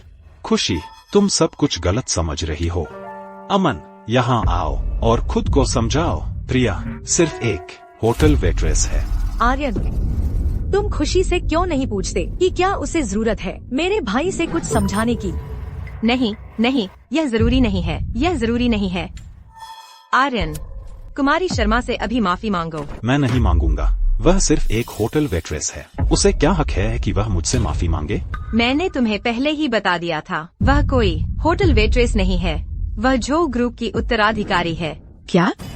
प्रिया जो ग्रुप की उत्तराधिकारी है? बिल्कुल नहीं। अमन शर्मा उसकी इतनी बड़ी बहन कैसे हो सकती है? आर्यन, क्या तुमने नहीं कहा था कि अमन के दत्तक परिवार में एक बारबेक्यू स्टॉल चलाता है, एक सफाई कर्मी है और दूसरी तो बस एक घटिया वेट्रेस है? हाँ, मैं यह मानने को तैयार नहीं हूँ। वह प्रिया शर्मा समूह की युवती है और मैं एक पल के लिए भी नहीं मानता कि अमन इतना किस्मत वाला है। मैं साफ कर दूं, मेरे माता पिता और मेरी बहन ने मेरा साथ देने के लिए लोन नहीं लिए थे। उस दिन की शानदार कारें और उद्घाटन दावत के तोहफे सब उनकी अपनी नकदी से दिए गए थे और मुझे दिए गए थे। और जहाँ तक बारबेक्यू स्टॉल वाले की बात है, वह तो बस मेरे पापा का काम के बाद आराम करने का तरीका है। और जहाँ तक सफाई कर्मी की बात है, वह तो बस मेरी माँ का तरीका है हमारे जूनियर स्टाफ की आवाजें सुनने का। बस इतनी सी बात है। और जहाँ तक उस वेट्रेस की बात है, वह तो बस मेरी बहन थी, खुद चीजें देखने के लिए गुप्त रूप से। प्रिया और मैं इतने करीब नहीं हैं, लेकिन मैं उसकी गारंटी ले सकती हूँ। प्रिया शर्मा वास्तव में शर्मा समूह की युवती है। अगर तुम्हें मेरी बात पर यकीन नहीं है तो खुशी से पूछो। खुशी, क्या यह सच है? बिल्कुल सच है। वह ऐसी है जिस तक हम में से कोई भी पहुंचने की उम्मीद नहीं कर सकता। हाँ, मैं शर्मा समूह की युवती हूँ और अमन सिर्फ मेरा भाई नहीं है, वह युवा मालिक भी है और इसका सबसे बड़ा शेयरधारक भी। उसका अपमान करो तो शर्मा समूह का अपमान करोगे। क्या तुम कह रहे हो? अमन शर्मा समूह का सबसे बड़ा शेयरधारक है। बस कल ही मैंने अपने माता पिता के साथ अपने शेयर अमन को सौंप दिए। अब अमन शर्मा समूह का असली फैसला लेने वाला है। अब अमन की दौलत की बात करें तो उसकी कीमत तुम सबकी मिलाकर कीमत से ज्यादा है। तुम्हें हिम्मत किसने दी कि यहाँ उसकी चुनौती दो? मुझे यकीन नहीं होता कि अमन शर्मा गुप्ता परिवार का बहिष्कृत संभवतः हो सकता है शर्मा समूह का सबसे बड़ा शेयरधारक। जान, मुझे बताओ कि ये सब झूठ है। जान, तुम्हारी अमन का अपमान करने की हिम्मत, अगर तुमने फिर अमन का अपमान किया तो मैं तुम्हें खत्म कर दूंगी। कुमारी शर्मा, यह अमन शर्मा तो बस है तुम्हारे परिवार द्वारा लाया गया एक दत्तक पुत्र। यह वही है जिसे मैंने पहले आसानी से फेंक दिया था। वह कैसे संभवतः सबसे बड़ा शेयरधारक शर्मा समूह का हो सकता है? अरे क्या तुम सीधी भाषा नहीं समझ सकती? तुम्हारी अमन का अपमान करने की हिम्मत। मेरे परिवार द्वारा लिया गया कोई भी फैसला या शर्मा समूह द्वारा तुम्हारे बस की बात नहीं है। मैं यह स्वीकार करने से इनकार करता हूँ। तुम अपने आप को कौन समझती हो? हमें तुम्हारी स्वीकृति की जरूरत नहीं है। अमन, वह न्याय जो वे तुम पर बकाया रखते हैं, तुम आज वह सब वापस ले सकते हो। व्यक्तिगत रूप से मैं तुम्हें बिना शर्त समर्थन दूंगी। खुशी परिवार के साथ अनुबंध समाप्त करो और सभी निवेश वापस ले लो। खुशी परिवार साझेदारी के लायक नहीं है शर्मा समूह के साथ। कुमारी शर्मा, क्या हमारे बीच एक समझौता नहीं था? हमारे परिवार का फंडिंग बंद कर दी गई है। शर्मा परिवार के निवेश के बिना खुशी परिवार दिवालिया हो जाएगा। जब तुम अमन को बर्बाद करने की कोशिश कर रही थी, क्या तुमने कभी सोचा था कि उसके लिए कोई रास्ता छोड़ दो? अमन, कृपया मुझे एक और मौका दो। मुझे एहसास हुआ कि मैं गलत थी। तुमने मुझे क्या कहा? अमन, मैं फिर से कहो। श्रीमान गुप्ता, मैं तुमसे विनती कर रही हूँ, दया दिखाओ। कृपया हमारे लिए कुमारी शर्मा को मनाओ। क्या तुम हमारे खुशी परिवार की मदद करोगे इस संकट से उबरने में? कृपया। तुम इस लायक नहीं हो। अमन, मुझे पता है तुमने आज जो कुछ किया, तुमने वो सारी कठोर बातें कही दरअसल तुम बस मुझे वापस पाने की कोशिश कर रहे हो, है ना? तुम चिंता मत करो, बस तुम हमारे खुशी परिवार की मदद करो। इस संकट से उबरने में मैं तुरंत आर्यन को छोड़ दूंगी और तुमसे शादी कर लूंगी। चिंता मत करो, एक बार हमारी शादी हो जाए मैं तुम्हारी मदद करूंगी। जो ग्रुप के कामकाज संभालने में मैं तुम्हें दूंगी हर महीने जीवन यापन के लिए 50,000 रुपए, ताकि तुम खुशहाल जीवन जी सको, खुशी परिवार के दामाद बनकर, ठीक है? खुशी, क्या तुमने कसम नहीं खाई थी कि सिर्फ मुझसे प्यार करोगी अपनी पूरी जिंदगी? और अब तुम उस आदमी अमन की चापलूसी कर रही हो। यह सब तुम्हारी गलती है। अगर तुमने हिट एंड रन नहीं किया होता, अगर तुमने अमन को फंसाया नहीं होता, तो हम ऐसे कैसे होते? मेरी बात सुनो, खुशी परिवार और शेन परिवार तुम्हें इससे बचने नहीं देंगे। तुम मेरा क्या होगा? अमन, अब तुम मुझे वापस पा सकते हो। तुम जैसा चंचल बेवफा इंसान जो सिर्फ फायदे के पीछे भागता है, जो अपने ही सगे भाई के हत्यारे को छोड़ सकता है। तुम मेरे जूते पॉलिश करने लायक भी नहीं हो और तुम्हें अब भी लगता है कि तुम मुझसे शादी कर सकती हो। तुम्हारी इतनी हिम्मत कैसे हुई? अमन, मैं तुमसे इस तरह गिड़गिड़ा रही हूँ अपना घमंड तोड़कर। तुम अब भी ऐसा व्यवहार क्यों कर रहे हो? तुम्हें लगता है यह कूड़ा घर है? मुझे तुम जैसे कचरे से क्या लेना देना? क्या तुम सचमुच इतने निर्दयी, इतने कृतघ्न बन जाओगे? क्या हमारे पुराने सारे प्यार को भूल गए? तुम और मैं, हमारा कभी कोई रिश्ता ही नहीं था और कभी होगा भी नहीं। मेरी नजरों के सामने से हट जाओ। खुशी, मेरा भाई अब उभरता हुआ सितारा है। तुम जैसी कोई उसे छूने की सोच भी कैसे सकती है? अगर तुम्हारे पास अब भी ताकत बची है तो उसे खुशी परिवार पर लगाओ। आखिरकार वे जल्द ही दिवालिया होने वाले हैं और तुम्हारी बात करें तो तुम वही बनने जा रही हो, दयनीय छोटी प्रिया जिसे तुम हमेशा तुच्छ समझती थी। हमारा खुशी परिवार शायद अभी कुछ मुश्किल दौर से गुजर रहा है, लेकिन हम एक सदी से खड़े हैं। हमारी जड़ें बहुत गहरी हैं। हम इतनी आसानी से दिवालिया नहीं होंगे। कुमारी खुशी, बड़ी मुसीबत आ गई है। शर्मा समूह ने खुशी परिवार को पूरी तरह ब्लॉक कर दिया है। कई बैंकों ने हमारे लोन रोक दिए हैं। हमारे सारे पार्टनर ने संबंध तोड़ लिए हैं। खुशी परिवार का सफाया हो गया है। तुमने खुशी परिवार को बर्बाद कर दिया। अब से तुम खुशी परिवार की सदस्य नहीं रही। मेरी नजरों के सामने से हट जाओ। तुम इसे कौन आर्यन है? तुम क्या सोच रहे हो? जाहिर है हम तुम्हारे अनमोल बेटे को गिरफ्तार करने आए हैं। निरीक्षक, वही है, वही आर्यन है। आर्यन, तुम पर हिट एंड रन का आरोप है। तुमने एक मासूम को फंसाया और किसी पर हमला करने के लिए गुंडे किराए पर लिए, जिससे गंभीर चोट आई। अब तुम हमारे साथ चलोगे पूछताछ के लिए। नहीं, यह सच नहीं है। मैं कहीं नहीं जा रहा। हमारे पास जरूरी वारंट है, तो तुम्हें सहयोग करना ही बेहतर होगा। ऑफिसर, मैं श्रीमती गुप्ता हूँ। मेरा नाम ईशा है। थोड़ी रियायत दो, ठीक है? श्रीमती गुप्ता, ईशा, बिल्कुल सही। तुमने झूठी गवाही दी। तुम भी हमारे साथ पूछताछ के लिए चलोगी। ऑफिसर, मैं सोनाली हूँ, एक शीर्ष वकील। मैं गवाही दे सकती हूँ। सोनाली, क्या संयोग है?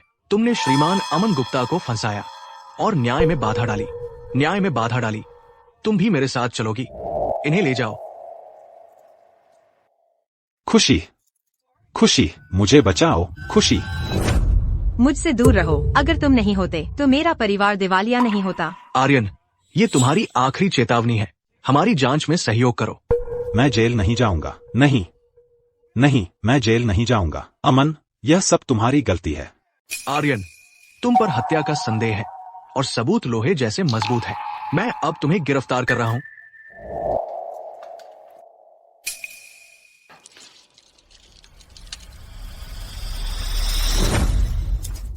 पापा, आपको मुझे बचाना होगा। अगर मेरे साथ कुछ हो गया, मेरी माँ को पता चल जाएगा। वह अपनी कब्र से तुम्हारा पीछा करेगी। चुप रहो, बकवास बंद करो। मैं सच कह रहा हूँ। पापा, मैंने अपने कानों से सुना। तुम मेरी माँ से कह रहे थे कि तुमने अमन को अनाथालय में छोड़ दिया ताकि तुम मुझे अपने असली बेटे को वापस लाकर शानो शौकत से रह सके। पापा, तुम मुझे ऐसे नहीं छोड़ सकते। मैं तुम्हारा असली बेटा हूँ। पापा, क्या आर्यन कोई लापता बच्चा नहीं है? वो पापा की उसकी प्रेमिका से पैदा हुआ अवैध बच्चा है। चुप रहो तुम सब।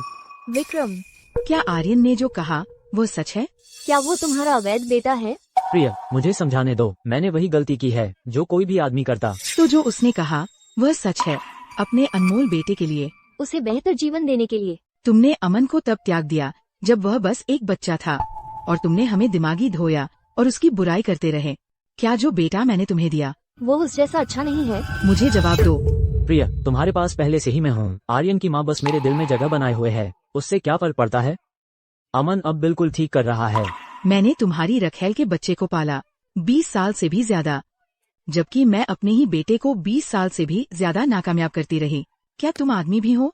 प्रिया, तुम एक धनी समाज सेविका हो, किसी गवार की तरह मत बनो।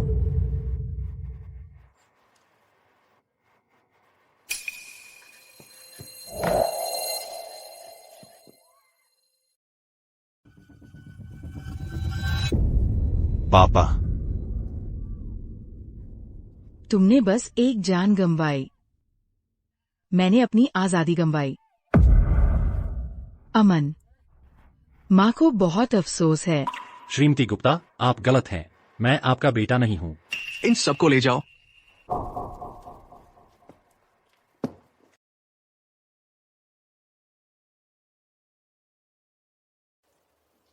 गुप्ता परिवार के छोटे साहब आर्यन जेल में झगड़ा कर बैठा, छत से गिर गया और सब्जी बनकर रह गया। मैंने सुना आर्यन के अंदर जाने के बाद उसने शांत रहने की जहमत ही नहीं उठाई। वह गुप्ता परिवार के वारिस होने का रौब झाड़ता रहा, हर किसी को परेशान करता रहा। उसका ऐसा हाल होना, बस जो बोया था वही काटा। विक्रम की भी हालत ठीक नहीं है। ईशा ने उसे छुरा मारा, दिल और फेफड़ों को नुकसान पहुंचा। बाकी की जिंदगी वह अस्पताल के बिस्तर पर ही कैद रहेगा, वेंटिलेटर से जुड़ा हुआ। ईशा का क्या हुआ? उसने विक्रम को छुरा मारा था। हालांकि उसे अवंतिका और सोनाली से माफी मिल गई, फिर भी उसे 3 साल की सजा हुई। यहाँ तक कि सोनाली, वो शीर्ष वकील, भी 2 हफ्ते जेल में रही और उसका वकालत लाइसेंस रद्द कर दिया गया। अच्छा, हाँ। और खुशी, जय परिवार के दिवालिया होने के बाद परिवार के मुखिया ने उसे बाहर निकाल दिया और उसका सारा पैसा ले लिया। अब वह रोज बोतलें बीनती फिरती है। शायद मुझे कभी वहाँ जाकर उसके लिए कुछ बोतलें छोड़ आनी चाहिए, बस उस पर नमक छिड़कने के लिए। अमन, हम तुमसे मिलने आए हैं। अमन, अमन, हमने तुम्हें कई दिनों से नहीं देखा। सोनाली और मैं तुम्हारा हालचाल जानने आई हैं। अमन, पहले हमें कुछ पता नहीं था। अपनी बहनों से नाराज मत होना, ठीक है? हाँ अमन, मैं तो परिवार का रजिस्टर भी लेकर आई हूँ। मैंने आर्यन को इसमें से निकाल दिया है और तुम्हें वापस डाल दिया है, अभी भी अमन गुप्ता के नाम से। अमन गुप्ता मर चुका है और चला गया है। अब मैं अमन शर्मा हूँ। अब चले जाओ। अमन,